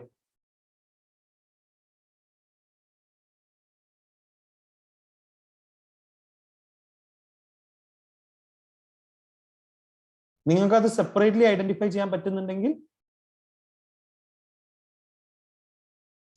ഓരോന്നും വ്യത്യസ്തമായിട്ട് നമുക്ക് ഓരോന്നും കൃത്യമായിട്ട് ഐഡന്റിഫൈ ചെയ്യാൻ പറ്റുന്നുണ്ട്. ഇത് ഇന്ന റേറ്റ് ആണ്, ഈ സാധനം ഇത്ര ഉണ്ട്, ഈ സാധനം ഇത്ര ഉണ്ട്, ഇത് ഇന്ന റേറ്റ് ആണ്, അങ്ങനെ അങ്ങനെ കറക്റ്റ് അറിയാമെങ്കിൽ നിങ്ങൾ ഗവൺമെന്റ് ആണെങ്കിൽ എന്ത് ചെയ്യും? അതാത് റേറ്റിൽ ടാക്സ് അടച്ചോളാൻ പറയും അല്ലെ?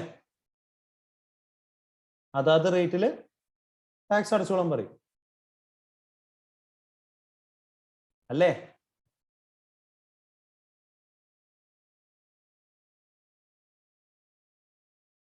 ഓക്കെ, ഇനി ഇതേ സാധനം എന്ത് ചെയ്യണം? ബ്രേക്കപ്പ് അവൈലബിൾ അല്ല. നിങ്ങൾ ഗവൺമെന്റ് ആണ്, നിങ്ങൾക്ക് ഇതിന്റെ ബ്രേക്കപ്പ് അവൈലബിൾ അല്ല. ഓക്കെ, ഞാനാണ് ഇമ്പോർട്ടർ, ഞാൻ നൽകിയ എവിഡൻസിൽ നിങ്ങൾ സാറ്റിസ്ഫൈഡ് അല്ല. ആദ്യത്തെ കേസ് എന്താ പറഞ്ഞത്? ഞാൻ സാറ്റിസ്ഫാക്ടറി എവിഡൻസ് തന്നു, ഇങ്ങനെയൊക്കെയാണ് ഇതിന്റെ ബ്രേക്കപ്പ്, ഇന്ന സാധനങ്ങളാണ് ഞാൻ കൊണ്ടുവന്നത്, ഇന്ന റേറ്റ് ആണ് അതിന്റെ അപ്ലിക്കബിലിറ്റി, അപ്പൊ ഇതൊക്കെയാണ് ഞാൻ അടയ്ക്കേണ്ട തുക എന്ന് പറഞ്ഞു. അത് നിങ്ങൾ സമ്മതിച്ചു, അങ്ങനെ അടച്ചോളാൻ പറഞ്ഞു. ഓക്കെ. രണ്ടാമത്തെ കേസ് ബ്രേക്കപ്പ് അവൈലബിൾ അല്ല. നിങ്ങൾ അസസിംഗ് ഓഫീസർ, നിങ്ങൾ ഗവൺമെന്റിന്റെ ഭാഗമാണ്, നിങ്ങൾ അസസിംഗ് ഓഫീസർ ആണ്, നിങ്ങൾ എന്ത് ചെയ്യണം? നിങ്ങൾ ഈ എവിഡൻസുമായിട്ട് സാറ്റിസ്ഫൈഡ് അല്ല. അപ്പൊ ഓരോ സാധനത്തിനും പല പല റേറ്റ് ആണ്. അപ്പൊ നിങ്ങൾ എന്ത് ചെയ്യും? നിങ്ങൾക്ക് കൂടുതൽ വരുമാനം കിട്ടണമെങ്കിൽ എന്ത് ചെയ്യും? എല്ലാ ഐറ്റവും ഉണ്ട്, അത് എത്രയാണ് ഈക്വൽ അറിയില്ല. ടോട്ടൽ വാല്യൂ ആയിരിക്കുമല്ലോ, ഒരു കൺസോളിഡേറ്റഡ് വാല്യൂ ആയിരിക്കുമല്ലോ അല്ലെ? എല്ലാ സാധനത്തിനും കൂടി ഒരൊറ്റ പ്രൈസ് ആയിരിക്കില്ലേ? കൺസോളിഡേറ്റഡ് പ്രൈസ് ആയിരിക്കില്ലേ? മൊത്തം ഇമ്പോർട്ടും കൂടെ ഒറ്റ ഐറ്റം, ഒറ്റ റേറ്റ് ആവുമല്ലോ നമ്മൾ പേ ചെയ്തത്, മൊത്തം എമൗണ്ട് അല്ലെ? അപ്പൊ ഇതിൽ പല പല ഗുഡ്സ് ഉണ്ട്. ഇപ്പൊ ഇതിനൊരു റേറ്റ്, ഇതിനൊരു റേറ്റ്, ഈ എല്ലാ സാധനവും, ഈ ലാപ്ടോപ്പിന് മറ്റൊരു റേറ്റ്, അങ്ങനെ എല്ലാം ഞാൻ ഇമ്പോർട്ട് ചെയ്യുന്നുണ്ട്. ഓക്കെ, അപ്പോ നിങ്ങളാണ് ഗവൺമെന്റ്, നിങ്ങൾക്ക് ഇത് ഓരോന്നിന്റെ വാല്യൂ സെപ്പറേറ്റ് അറിയില്ല. അപ്പൊ മൊത്തം 1,00,000 അറിയാം. ഒരു സാധനം 5%, ഒരു സാധനം 12%, ഒരു സാധനം 18%. നിങ്ങൾ എന്ത് ചെയ്യും? നിങ്ങൾ ഏത് ടാക്സ് റേറ്റിൽ അടയ്ക്കാൻ പറയാ? നിങ്ങളാണ് ഗവൺമെന്റ് എങ്കിൽ ഒരു സാധനം 5, ഒരു സാധനം 12, ഒരു സാധനം 18. അപ്പോ നിങ്ങളാണ് ഗവൺമെന്റ് എങ്കിൽ ഏത് റേറ്റിൽ അടയ്ക്കാൻ പറയും?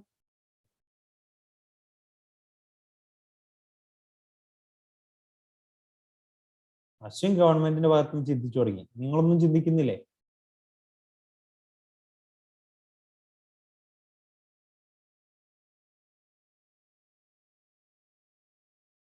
നിങ്ങൾക്ക് ക്വസ്റ്റ്യൻ മനസ്സിലാവാഞ്ഞിട്ടാണോ?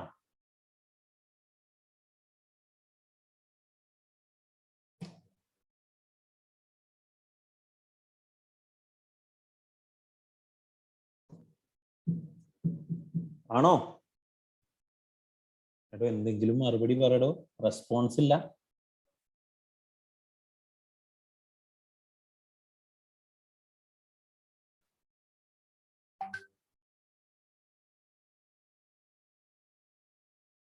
ഇത്രേ ഉള്ളൂ എന്റെ ചോദ്യം. ഞാൻ കുറെ പ്രൊഡക്ട്സ് ഇമ്പോർട്ട് ചെയ്തിട്ടുണ്ട്. ഓക്കെ, ഈ പറഞ്ഞ സാധനങ്ങളൊക്കെ, ഇതൊക്കെ പല പല പ്രൊഡക്ട്സ് ഞാൻ എന്ത് ചെയ്തിട്ടുണ്ട്?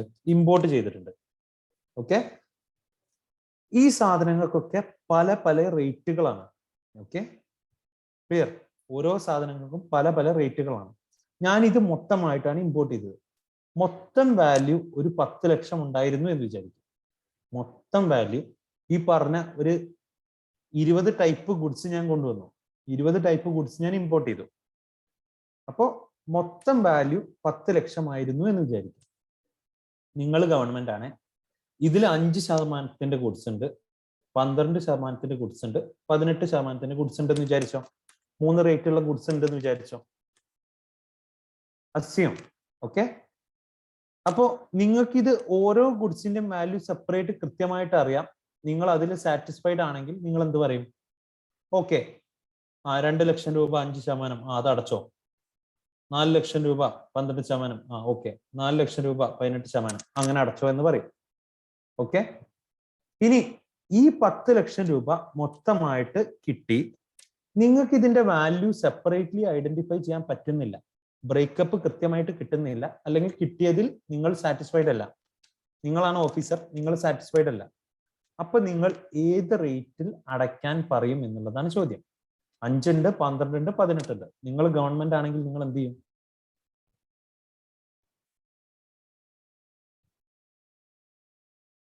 പതിനെട്ട് അല്ലെ?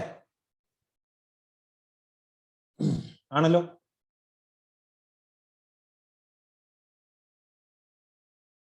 അതന്നെ. അപ്പൊ ഹയസ്റ്റ് റേറ്റ് ഏതാണോ ആ റേറ്റ്. അത്രേ ഉള്ളൂ ചോദ്യം.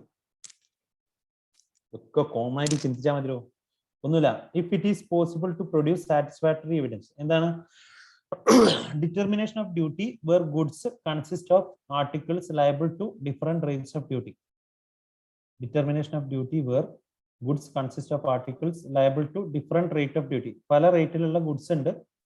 അങ്ങനെയാണെങ്കിൽ sometimes goods are imported in different packs or set. പല സെറ്റ് ആയിട്ടായിരിക്കും. Each set contains goods liable for different rates of customs duty. ഓരോ സെറ്റിലും പല റേറ്റിലുള്ള സാധനങ്ങൾ ഉണ്ടാവും. Import invoice gives a consolidated price. ഒരു കൺസോളിഡേറ്റഡ് പ്രൈസ് ആവും. അപ്പോ സെക്ഷൻ 19 പറയുന്നത് എങ്ങനെയാണ് ഇതിന്റെ കസ്റ്റംസ് ഡ്യൂട്ടി ഐഡന്റിഫൈ ചെയ്യാന്നുള്ളതാണ്.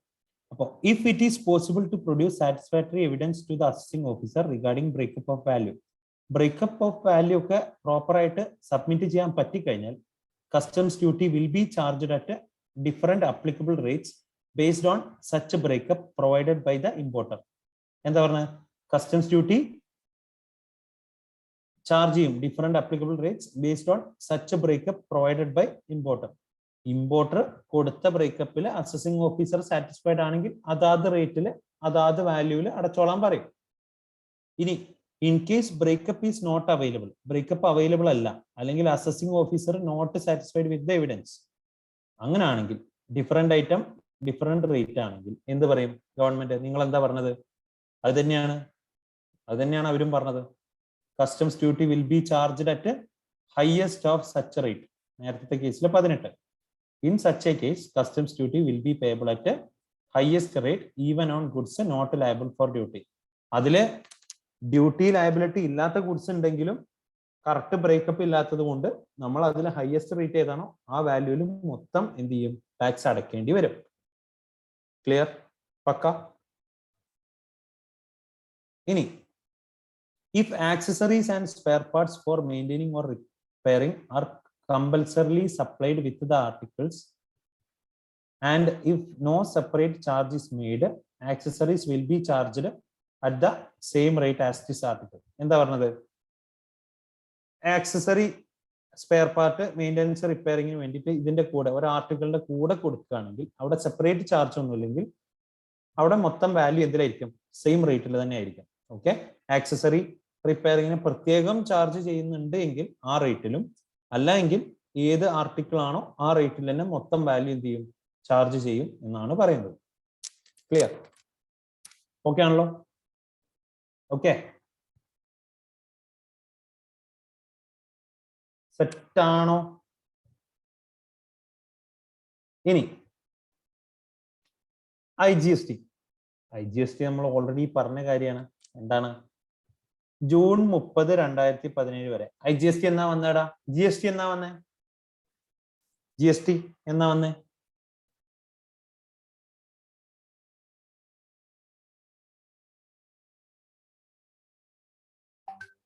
ആണ്. ഓക്കെ. ഏതാ മാസം?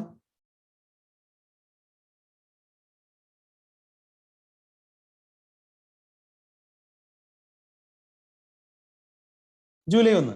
Okay. Applied date, appointed date എന്നൊക്കെ പറയുന്നത് ജൂലൈ 1 ആണ്. ജൂൺ 30 വരെ എന്താണ് പറയുന്നത്? CVD. നിങ്ങൾ തന്നെ പറഞ്ഞ കാര്യമാണ്. ജൂൺ 30 വരെ ഡ്യൂട്ടിക്ക് തുല്യമായിരുന്നു. ഗുഡ്സിന് മുകളിൽ CVD ചുമത്തിയിരുന്നു.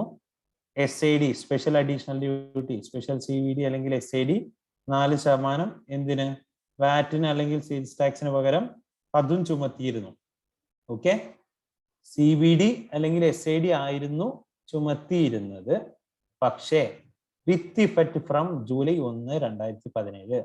ജൂലൈ 1, 2017 മുതൽ ഈ സാധനം ഒരുമിച്ച് എന്തായി? IGST ആയി. IGST ആയി. ഇത് ബാർ റിംഗ് ഒന്നല്ല കേട്ടോ, ബെയറിംഗ് ആണ്. കുറച്ച് എക്സംഷൻ ഉണ്ട്. ഏത് കേസില്? GST വരാത്ത ഗുഡ്സിന് ഇപ്പോഴും എന്തായിരിക്കും? ഏതിന്? GST വരാത്ത ഗുഡ്സ് ഏതൊക്കെയാണ്?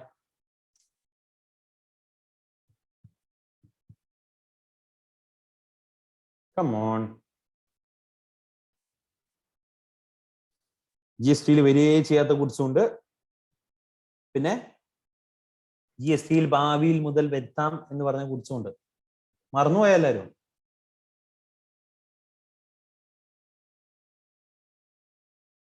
ആൽക്കഹോൾ ഒക്കെ വരാത്ത ഐറ്റം. പിന്നെ സൂപ്പർമാൻ, സ്പൈഡർമാൻ,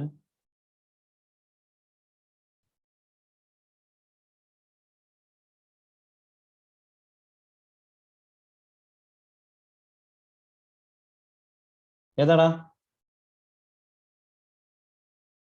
എന്ത് മാനാണ്? HP മാൻ അല്ലേ? HP, diesel, petroleum, crude, motor spirit, aviation, turbine fuel, natural gas, ഈ സാധനങ്ങൾ. ഓക്കെ, അപ്പൊ ഇതിനൊക്കെ ഇപ്പോഴും എന്താണ്? സ്റ്റിൽ CVD, SID നമ്മളെ മുമ്പത്തെ നിയമം തന്നെ. IGST ഇല്ലല്ലോ, GST ഇല്ലല്ലോ, അപ്പോൾ പഴയത് തന്നെ അപ്ലൈ ചെയ്യും. ഇനി അപ്ലിക്കബിലിറ്റി ഓഫ് IGST അപ്ലിക്കബിൾ ആവുന്നത് എന്താണ്? Section 3 subsection 7 customs tariff act പ്രകാരം IGST ചുമത്തും. ഓക്കെ, ഈ സാധനം എന്ത്? സെക്ഷൻ 3 സബ്സെക്ഷൻ 7 എന്ന് അമെൻഡ് ചെയ്തു. ജൂലൈ 1, 2017 അമെൻഡ് ചെയ്തു. ജസ്റ്റ് GST വന്നത് തൊട്ടിട്ട് ഇത് അമെൻഡ് ചെയ്തു. 3 സബ്സെക്ഷൻ 7 താരിഫ് ആക്ടിലെ 3 സബ്സെക്ഷൻ 7 പ്രകാരമാണ് IGST ചുമത്തുക എന്നുള്ളത് മനസ്സിലാക്കുക. ഇമ്പോർട്ടിന് മുകളിൽ the amended version provides that any article which is imported into India, importinale GST IGST ഉള്ളൂ. എക്സ്പോർട്ടിന് അടച്ചിട്ടും ചെയ്യാം, അടയ്ക്കാതെയും ചെയ്യാം, ബോണ്ട് വെച്ചിട്ടും അല്ലാതെയും. ഓക്കെ, ശരിക്കും എക്സ്പോർട്ട് എന്താ? 0 റേറ്റഡ് ആണ്. അപ്പൊ ഏത് കേസിലാണ് GST? The amended version provides that any article which is imported into India, ഇന്ത്യയിലോട്ട് ഇമ്പോർട്ട് ചെയ്ത സാധനം, shall be liable at IGST at such rate which is levied under section 5 of IGST Act. IGST Act charging section ആണ് section 5. Okay, on a like article on its supply in India. ഇന്ത്യയിൽ ആ സാധനം supply ചെയ്യുമ്പോൾ എത്രയാണ് അതിന്റെ tax വരുന്നത്, അതിന്റെ ബേസിൽ IGST ചുമത്തും. IGST will be calculated on the aggregate value of assessable value, basic customs duty, education cess and secondary and higher education cess. Okay, വാല്യൂഷനിൽ നമ്മൾ ഒന്നും കൂടെ പഠിക്കും. എന്താണ് ബേസിക് കസ്റ്റംസ് ഡ്യൂട്ടി പ്ലസ് സെസ്സും എല്ലാം ആഡ് ചെയ്തതിന് മുകളിലാണ് എന്ത് ചെയ്യുക? അസസബിൾ വാല്യൂ, ബേസിക് കസ്റ്റംസ് ഡ്യൂട്ടിയും സെസ്സും എല്ലാം ആഡ് ചെയ്തതിന് മുകളിലാണ് എന്ത് ചെയ്യുക? IGST ചുമത്തുക. IGST ചുമത്തുക. അത് വാല്യുവേഷന്റെ കേസിൽ നമുക്ക് ഡീറ്റെയിൽ ആയിട്ട് പറയാം. ഒരു സ്റ്റേറ്റ്മെന്റ് ഉണ്ടാവും, വലിയ ബുദ്ധിമുട്ടൊന്നുമില്ല. ഓക്കെ, കോംപ്ലിക്കേറ്റഡ് ആക്കണ്ട. അപ്പൊ പറഞ്ഞ പോരെ. ഇനി the following other points should be noted. എന്താണ്? ഈ പോയിന്റും കൂടെ നോട്ട് ചെയ്യണം. എന്താണ്? ബാഗേജിന് IGST അടയ്ക്കണ്ട. ബാഗേജിന് IGST അടയ്ക്കണ്ട. Okay, IGST is not payable on baggage. പിന്നെ input tax credit is available pertaining to IGST paid on inward supply. Inward സപ്ലൈയുടെ മുകളിൽ നമ്മൾ IGST എന്ത് ചെയ്തു? ഇമ്പോർട്ടിന് മുകളിൽ അടച്ച IGST നമുക്ക് എന്ത് കിട്ടും? ഞാൻ ഓൾറെഡി പറഞ്ഞു. എപ്പോ? ITC പറഞ്ഞു. പിന്നെ ഇതിലെ പറഞ്ഞേ ഇലക്ട്രോണിക് ക്രെഡിറ്റ് ലെഡ്ജറിലോ? ഓർമ്മ ഉണ്ടോ? ഇമ്പോർട്ടിന് IGST വരും, കസ്റ്റംസ് ഡ്യൂട്ടിയിൽ IGST വരും. അതുപോലെ നമ്മൾ ഇമ്പോർട്ടിന്റെ കേസിൽ നമ്മൾ അടച്ചിട്ടുള്ള IGST ഇലക്ട്രോണിക് ക്രെഡിറ്റ് ലെഡ്ജറിൽ വരും എന്നൊക്കെ ഞാൻ പറഞ്ഞായിരുന്നു. ഓർക്കുന്നുണ്ടോ? എല്ലാം ഞാൻ ഇടയ്ക്കിടയ്ക്ക് ഓർമ്മിപ്പിക്കുന്നത് വീണ്ടും വീണ്ടും ഓർത്തോട്ട് വെച്ചിട്ടാണ്.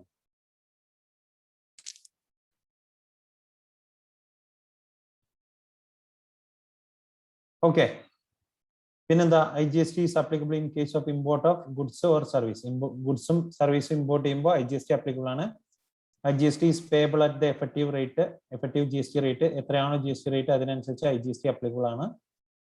if an exemption is given on an interstate supply under IGST Act, it will be taken into consideration in calculating IGST for the purpose of import. എന്താണ് ഇന്റർസ്റ്റേറ്റ് സപ്ലൈക്ക് എന്തെങ്കിലും എക്സംഷൻ കൊടുത്തിട്ടുണ്ടെങ്കിൽ, if an exemption is given on interstate supply under IGST Act, it will be taken into consideration in calculating IGST for the purpose of import. ഇമ്പോർട്ടിന്റെ കേസിൽ IGST ആണോ വരിക, CGST ആണോ, SGST ആണോ വരിക? ഏതാ നമ്മൾ പറഞ്ഞത്?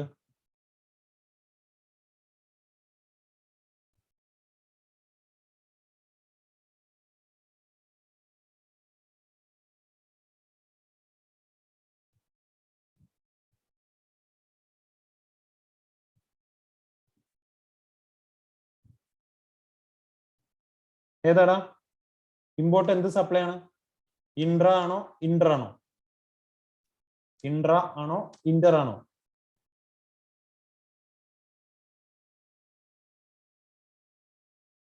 ഇൻട്ര ആണോ ഇന്റർ ആണോ?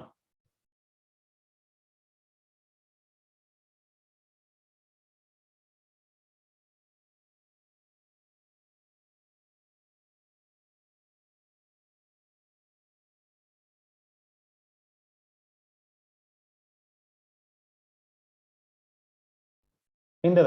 അപ്പൊ ഇന്റർസ്റ്റേറ്റ് സപ്ലൈക്ക്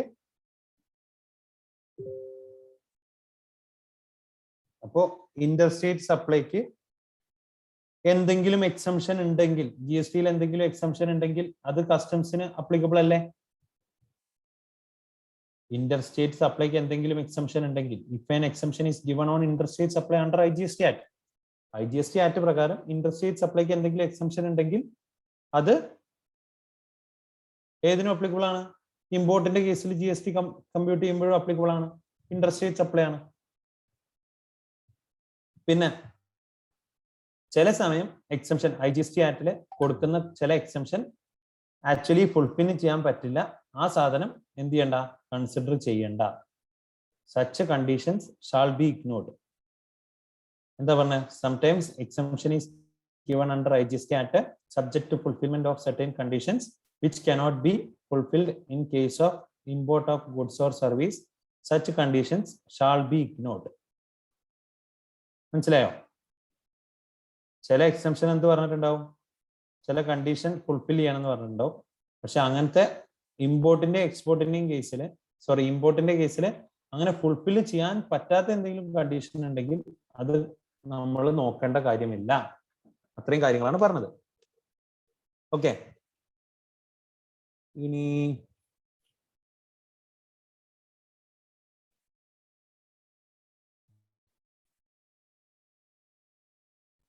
ആന്റി ഡംപിംഗ് ഡ്യൂട്ടി എടുക്കണോ?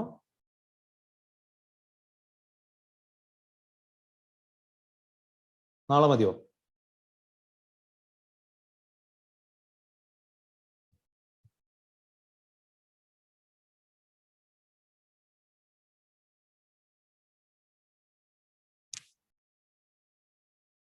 ഓക്കെ, അപ്പൊ ഇന്ന് നിർത്താം.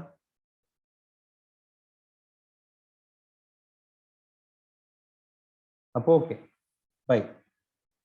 See you in the next class. Okay, എല്ലാവരും നന്നായി പഠിക്കുക കേട്ടോ. Good night.